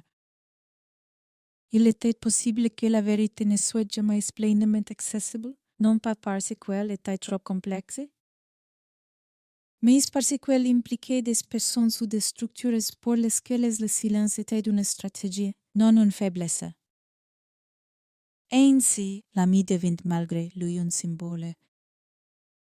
Celui de tout ce qui échappait, de tout ce qui se dérobe derrière des façades respectables. Il incarnait cette zone grise où la loyauté personnelle est entrée en conflit avec des intérêts plus vastes, plus abstraits, mais infiniment plus puissants. Et pendant que les regards se tournaient vers lui, Ray s'éloignait un peu plus, son histoire se fragmentait, se diluait dans des procedures, des déclarations prudentes, des silences calculs, l'homme disparaissait derrière les cases.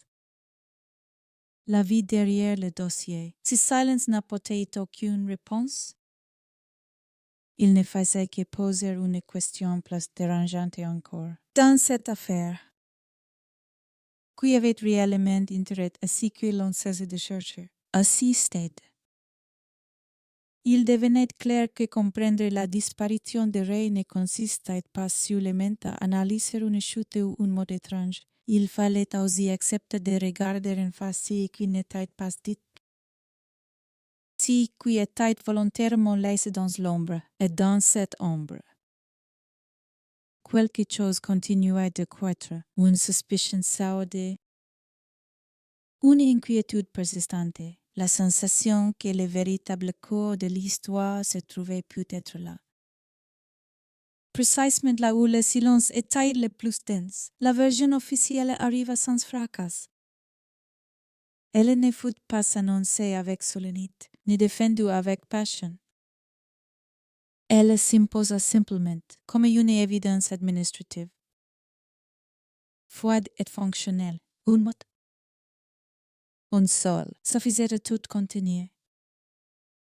Suicide, il glissa dans les rapports, dans les communiqués, dans les conversations, avec une facilité presque déconcertante, comme si, une fois prononcé, il rendait toute autre question superflue. Pourtant, rien Dans ce qui précédait, ne semblait naturellement conduire à cette conclusion. La décision fut prise rapidement, trop rapidement. Durant certains, le dossier se referma sur lui-même avant même que toutes les pages n'aient été lues. Les zones d'ombre ne furent pas éclaircies, elles furent classées, l'absence de témoins devint une justification. Les incohérences physiques furent reléguées au rang d'exceptions, et le comportement de **Ray Rivera *** réinterprète à la lumière de la note, devant la clé universelle censée expliquer le reste. Si basculement eut un effet immédiat, il transforma la mort en choix personnel. Il déplaqua la responsabilité du monde extérieur vers l'intérieur d'un homme qui ne pouvait plus se défendre. À partir de là, toute tentative de remettre en question la conclusion officielle semblait presque indécente. Insiste revenir à refuser le duel. D'autres devenaient une forme de négation. Mais ce cadre narratif avait une faiblesse fondamentale. Il reposait sur une accumulation de raccourcis. La version officielle parlait peu de la trajectoire, peu de l'impossibilité physique, peu des objets retrouvés intacts, peu de l'axe exotoire. Elle s'appuyait davantage sur une interprétation psychologique que sur une reconstitution factuelle. Comme si comprendre l'esprit de Ray suffisait à expliquer ce que son corps refusait encore de confirmer, si glissement fut décisif. À partir de ce moment-là, l'enquête cessa véritablement d'explorer. Elle administra, elle valida, elle clôtura. Les questions restées en suspens furent considérées comme non pertinentes. Trop spéculatives, l'inconfort n'était pas un motif suffisant pour rouvrir un dossier. Pour les proches, s'il faut un second choc. Non plus celui de la perte, mais celui de l'effacement. Leur perception de Ray, de sa vie, des SCS projets se retrouvaient soudain invalidés par une conclusion qui ne leur ressemblait pas. On leur demandait d'accepter que tout ce qu'ils avaient vu, entendu, partage, n'était qu'une façade. Que derrière les sourires, il y avait un désespoir suffisamment profond pour mener à un geste extrême. Si récit impose avec quelque chose de violent, il simplifiait une existence complexe en une explication unique. Il réduisait des mois, des années de vie à quelques lignes cliniques. Et surtout, il ne laissait aucune place au doute. Dans ce nouveau cadre, la note prenait une importance démesurée. Elle devenait la preuve centrale, presque exclusive. Tout devait s'y rattacher. Chaque phrase obscure était interprétée comme un signe. Chaque référence inhabituelle comme un symptôme. Peu importe que Ray ait toujours cet un esprit créatif. Attiré par les récits complexes et les structures narratives inhabituelles, si équicomptées. Désormais, c'était l'utilité de la note dans la construction d'une conclusion. Cette manière de faire produisit un malaise profond, car elle inversait l'ordre logique. Au lieu de partir des faits pour aller vers une interprétation. On partait d'une interprétation pour sélectionner les faits qui la confirmaient. Le reste était mis de côté, non par malveillance, mais par nécessité procédurale dans les semaines qui suiviront. Le mot suicide se mit à circuler avec une facilité inquiétante. Il apparaissait dans les médias, dans les discussions lointaines, dans les résumés rapides de l'affaire. À chaque répétition, il gagnait en solidité, en légitimité. Il devenait la version communément admise. Celle que l'on ne questionnait plus, mais pour ceux qui connaissaient les détails. Cette solidité apparente sonnait croque. Elle reposait sur un équilibre fragile, maintenu par le silence et l'épuisement. car remettre en cause la version officielle demandait une énergie immense. Il fallait affronter des institutions, des procedures, des inerties et peu à peu. La fatigue s'installait, ce qui rendait la situation encore plus troublante. Et c'était l'absence totale de tentatives de conciliation, aucune reconnaissance des zones d'ombre, aucune formulation prudente. La conclusion était présentée comme définitive. Sans nuance, comme si admettre l'incertitude aurait été plus dangereux que d'imposer une réponse imparfaite. Cette rigidité alimente un sentiment d'injustice, non pas seulement parce que la vérité semblait inaccessible, mais parce que l'on avait l'impression qu'elle n'était plus recherchée. Le dossier était clos. Mais le malaise, lui, restait ouvert à mesure que le temps passait. Le récit officiel s'installait dans la mémoire collective. Il devenait plus simple de dire que réciter donnait la mort que d'admettre que certains mots échappaient à toute explication claire. La simplicité rassure. Elle protège. Elle permet de continuer sans regarder trop longtemps dans le vide. Pourtant, chaque fois que l'on revenait aux faits bruts, la version officielle semblait perdre de sa force. Elle ne parvenait jamais à répondre à toutes les questions en même temps. Elle expliquait l'intention supposée. Mais pas le mécanisme, elle expliquait le geste. Mais pas le chemin, elle parlait de l'homme. Mais pas du lieu, si décalage devenait de plus en plus difficile et ignoré. Il alimentait une colère sourde, presque en tous. La colère de ceux qui sentent que quelque chose leur échappe volontairement. La colère de ceux à qui l'on demande d'accepter sans comprendre. Dans ce climat, le duel prenait une forme étrange. Ce n'était pas seulement pleurer un disparu. C'était lutter contre une narration qui semblait vouloir quelque chose de plus. La complexité, la dignité. La vérité possible, rien n'était plus seulement absente. Il était redéfini, et cette redéfinition avait un prix. Elle transformait l'affaire en une histoire fermée, alors même qu'elle continuait de hanter qui en connaissaient les faits. Elle installait une conclusion là où il n'y avait que des points de suspension, plus le temps passait. Plus une certitude s'imposait, lente et douloureuse. La version officielle n'était pas tant une réponse qu'un refus de continuer à chercher, un moyen de mettre fin à l'inconfort collectif. Quitte laisse derrière elle un silage de doutes non résolus à ce stade. Il ne s'agissait plus seulement de savoir comment Ray était morte, il s'agissait de comprendre pourquoi. Si vite, on avait décidé de ne plus poser la question. Il y a un moment, dans les affaires qui ne se résolvent pas, où la recherche de vérité cesse d'être collective pour devenir solitaire. Les institutions ont parlé. Les dossiers sont classés. Les mots officiels sont posés.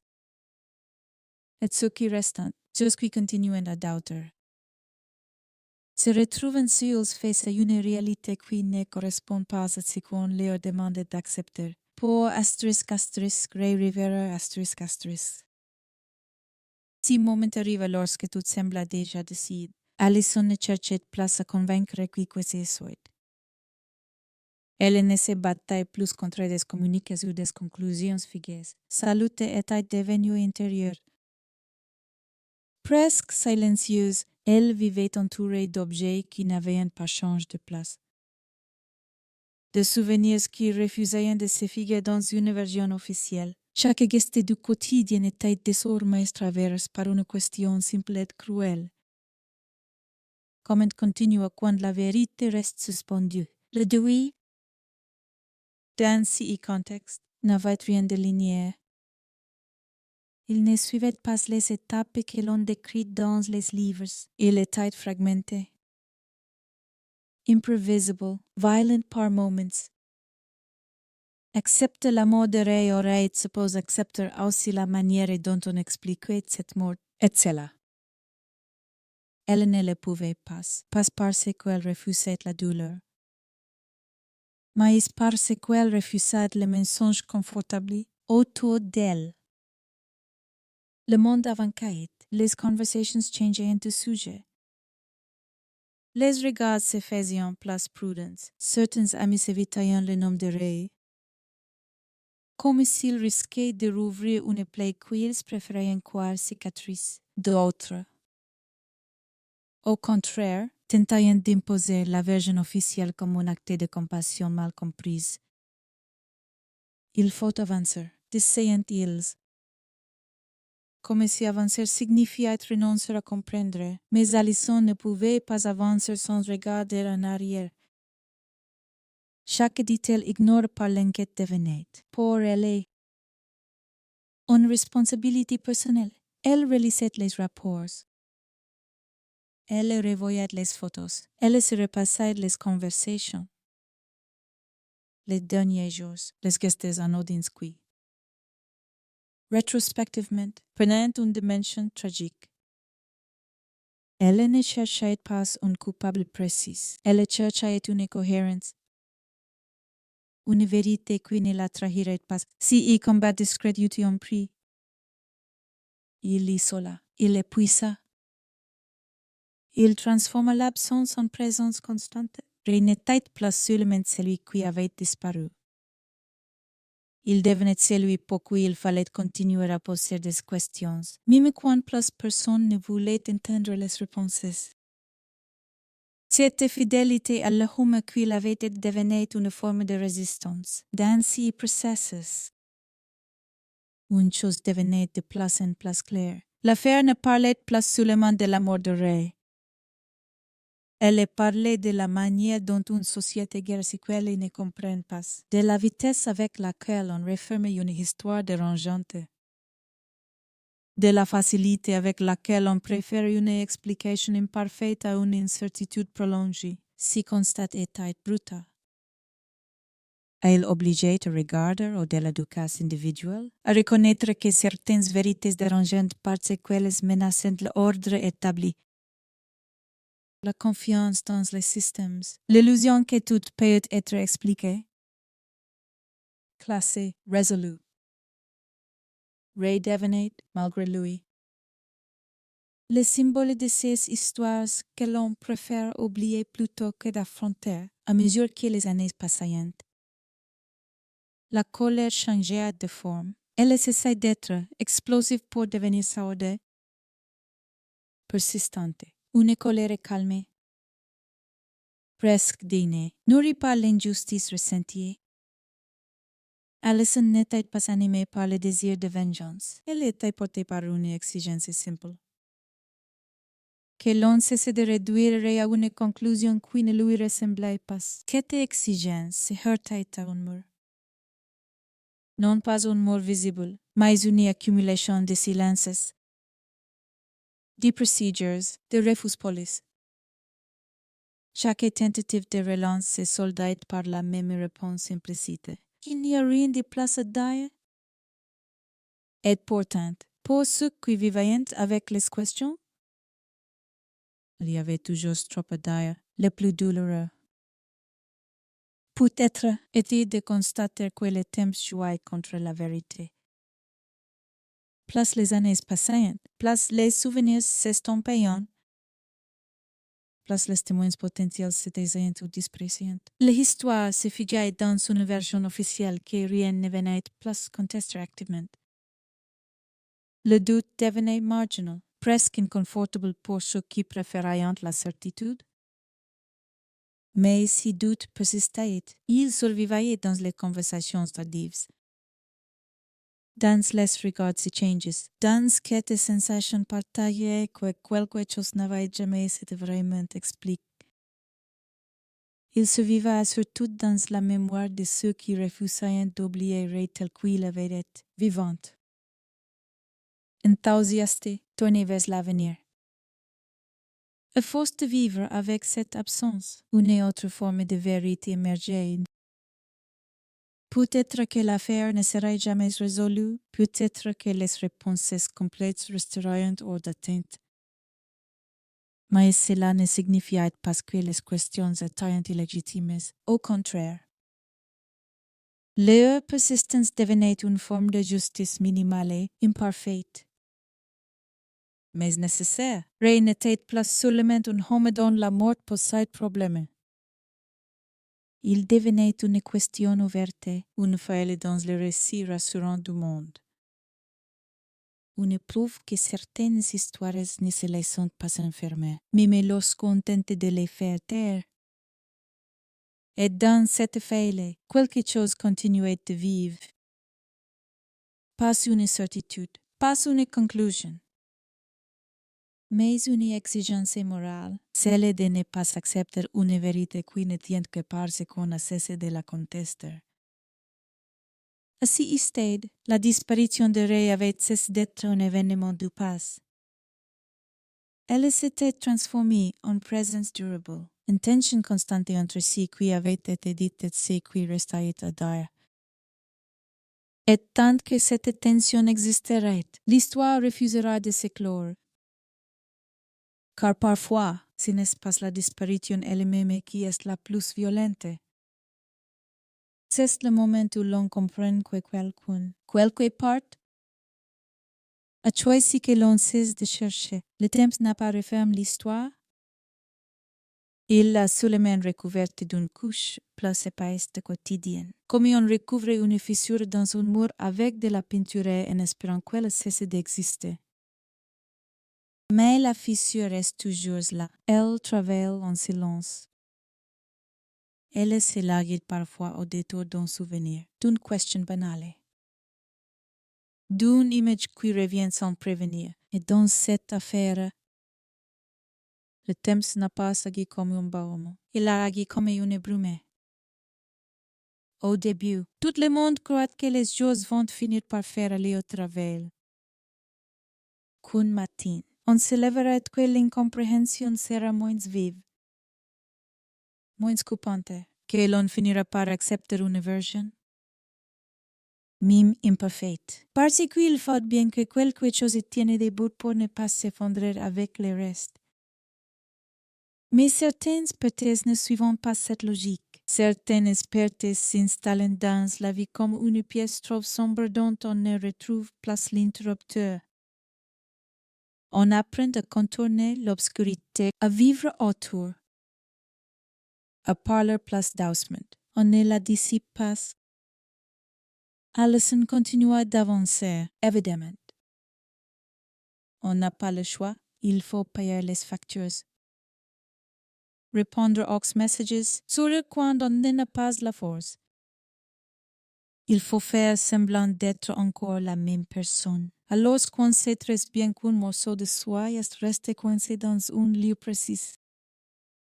Et une date précise. Au moment où un téléphone sonne, la vie reprend. Mais elle reprend avec une absence intégrée dans sa structure. Comme un défaut invisible dans une charpente, on peut bâtir par-dessus. Mais la fragilité mieux. Parfois, ce n'était pas la mort qui lui revenait en tête, c'était l'instant juste avant. La seconde où Ray raccroche, la seconde où il a souri trop vite, la seconde où il a attrapé ses clés avec une urgence qu'elle n'avait pas comprise sur le moment, la seconde où la porte s'est refermée. Une porte, un geste banal, une frontière. Elle se surprenait à rejouer cette scène intérieurement. Non pas parce qu'elle pensait pouvoir la changer, mais parce que l'esprit humain face à l'injustice, cherchait désespérément un point où appuyer. Un endroit où il aurait pu agir. Cette obsession n'était pas une faiblesse. C'était une épreuve d'amour. On parlait souvent du deuil comme d'un lâcher-prise. Mais dans certaines histoires, l'accueil ressemble à une trahison. Et Alison ne voulait pas trahir en acceptant un récit qui ne lui ressemblait pas, en laissant son homme se dissoudre dans une conclusion trop simple. À l'extérieur, l'hôtel continuait d'exister comme si rien ne s'était passé. C'est peut-être cela, les places violentes dans les lieux où l'on peut quelqu'un. Leur indifférence, les murs ne se souviennent pas. Les fenêtres continuent de refléter le ciel, les passants ne savent pas. La ville n'a pas de mémoire. L'endroit où le corps a été retrouvé ne porte aucune marque visible de ce qui s'est joué. Il n'y a pas de plaque, pas d'ombre officielle. Pas de silence impose, l'histoire n'est inscrite nulle part. Ce qui naît dans les cerveaux de ceux qui la portent est pourtant, pour ceux qui savent, tout change. Une façade devient une menace, une hauteur devient un vertige. Un toit devient une question. Chaque angle du bâtiment semble cacher une partie du puzzle. Chaque accès verrouillé, chaque couloir. Chaque escalier devient impossible. On ne peut plus regarder ce lieu comme un simple hôtel. On le regarde comme une scène et une scène. Quand elle n'est pas expliquée, se transforme en piège mental. Il y eut aussi le lent effritement de certitude des autres, les amis. Les proches, ceux qui au début parlaient avec conviction. Finissant par se fatiguer, ils se protégeant comme ils pouvaient. Ils se disaient que c'est trop lourd, que ça ne mène nulle part. Que n'est pas sans de rester accroché à des hypothèses, certains s'éloignent non par cruauté, mais par instinct de survie, et ceux qui restent deviennent plus rares. Plus précieux, parce qu'ils acceptent de regarder le vide sans exiger qu'ils se transforment en réponse. Dans cette raréfaction, la vérité prenait une forme étrange. Ce n'était plus la vérité factuelle, celle qu'un dossier pourrait prouver. C'était une vérité humaine, était plus qu'un corps retrouvé. Il était plus qu'un mot imprimé en petits caractères. Il était plus qu'une conclusion administrative. Il était un homme, et la violence la plus profonde. Peut-être était de le réduire à une case. Alison s'accrochait à des détails qui, pour d'autres, semblaient insignifiants, la manière dont il parlait de l'avenir. Son enthousiasme, les petits projets qu'il aimait ébaucher. Même quand ils semblaient irréalistes, son regard quand il imaginait une scène. Une histoire, une tournure dramatique. Ce n'étaient pas seulement des souvenirs, c'étaient des preuves intimes, non receivables dans un tribunal. Mais indiscutables dans une vie, on ne balait pas cela avec un mot. Et malgré tout, il y avait des soirs où le doute s'infiltrait. Parce que cela aussi, être humain. Aussi l'air entre la conviction et l'épuisement, c'est dire qu'on a peut-être tort. Qu'on ne sait pas tout, qu'il y a des choses qu'on ne voit pas. Même chez ceux qu'on aime, ces pensées-là étaient les plus cruelles. Parce qu'elles ressemblaient à une capitulation, elles venaient avec une culpabilité sourde. Comme si douter de sa propre intuition revenait et abandonnerait une seconde fois, mais l'histoire refusait d'être simple. Précisément parce qu'elle ne se laissait pas ranger, chaque fois que l'on tentait de la réduire. Un détail revenait, obstinate. La trajectoire, les objets intacts. L'accès au toit, le silence. Le dernier appel, la note cachée. Ce n'étaient pas des éléments isolés, c'étaient des fils d'une toile qu'on ne parvenait pas à voir en entier. Et il y avait cette impression que le mystère n'était pas seulement dans ce qui s'était passé, mais dans ce que l'on avait accepté de ne plus regarder, comme si la vérité, même partielle, avait été repoussée hors du champ parce qu'elle demandait trop. Trop d'efforts, trop de conflits, trop de conséquences, dans un monde où tout doit être rapide, classé, digéré. L'incertitude est une offense, alors l'histoire se mit à vivre autrement.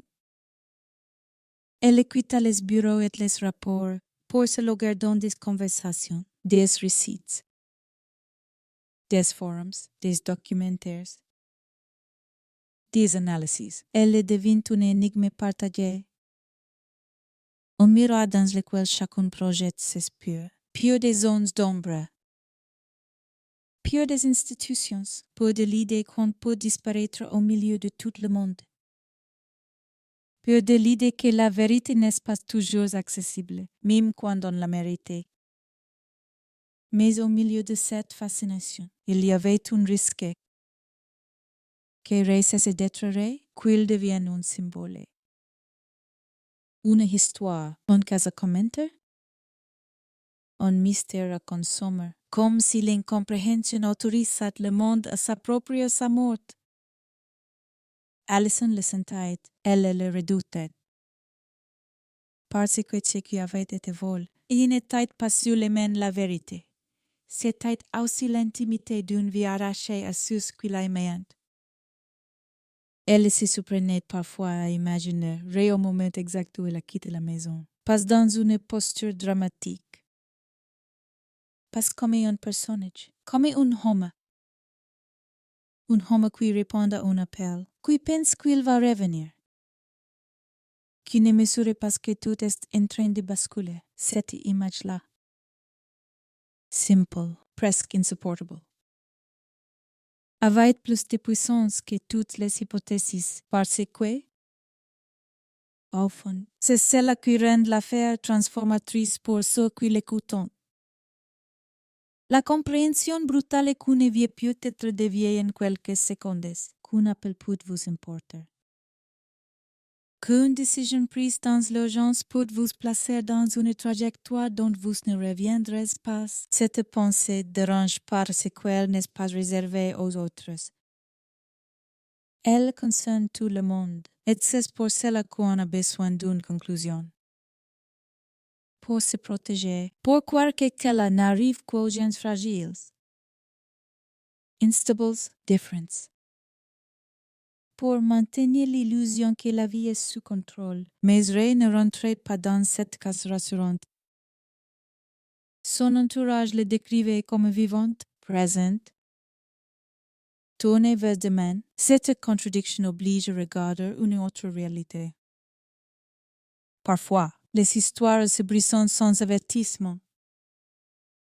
Parfois, si n'est pas l'âme qui cède. C'est le monde autour qui se referme. Place les années passaient. Place l'affaire révélait quelque chose de plus vaste que son propre mystère. Elle révélait la manière dont les gens réagissent face au trouble.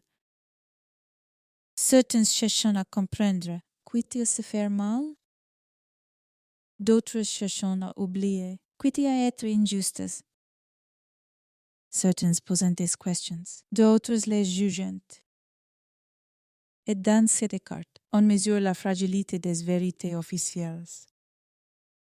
Elles tiennent souvent moins par preuves que par fatigue collective. Allison avait fini par comprendre une chose. Douloureusement simple, il ne s'agissait pas seulement d'obtenir une réponse. Il s'agissait de refuser la facilité, de refuser que le monde prenne l'histoire de Ray et l'appli pour qu'elle rentre dans une enveloppe administrative. De refuser qu'on dise qu'elle se réglait quand, intérieurement.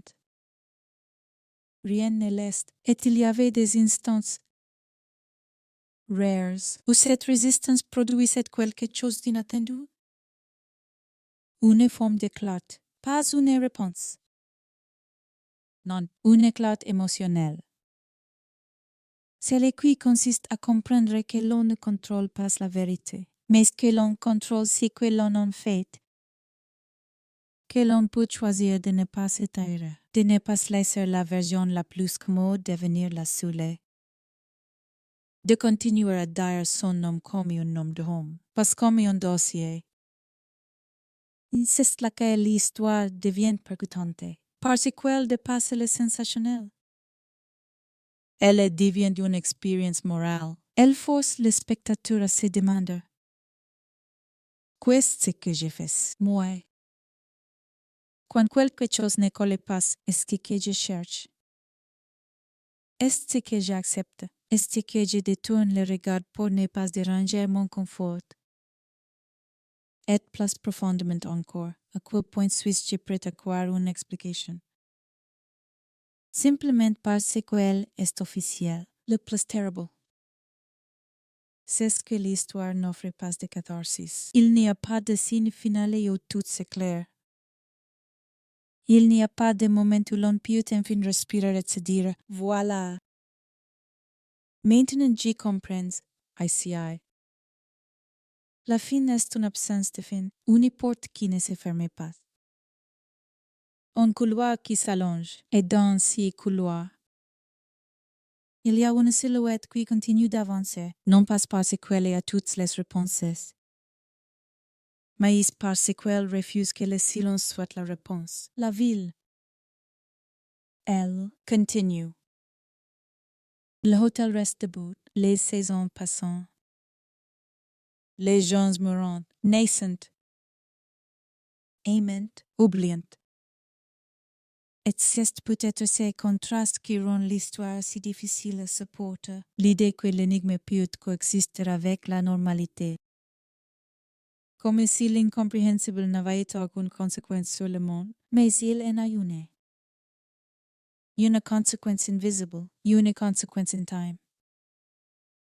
Une conséquence qui se transmet parce que chaque personne qui écoute cette histoire, si elle écoute vraiment, emporte avec elle une fissure nouvelle. La conscience que certaines choses échappent, que certaines vérités sont fragiles, que certains silences ne sont pas naturels et qu'une vie peut disparaître. Non seulement parce qu'elle s'arrête, mais parce qu'on choisit de l'expliquer trop vite. Alors il reste cette question, simple, presque froide, celle qui s'incruste dans la mémoire comme une écharde. Si un homme peut disparaître au milieu d'une ville, au milieu des lumières, au milieu des gens, si un homme peut devenir un dossier, une mot, un trou dans un toit, qu'est-ce qui nous garantit, un nous, que la vérité sera mieux traitée? La dernière image n'est pas celle d'un corps, si n'est pas celle d'un toit, si n'est même pas celle d'une autre. C'est celle d'une porte qui se referme, un soir ordinaire, et d'une voiture qui s'éloigne, et quelque part. Dans le silence qui suit, la sensation que l'histoire n'a jamais vraiment commence à se terminer.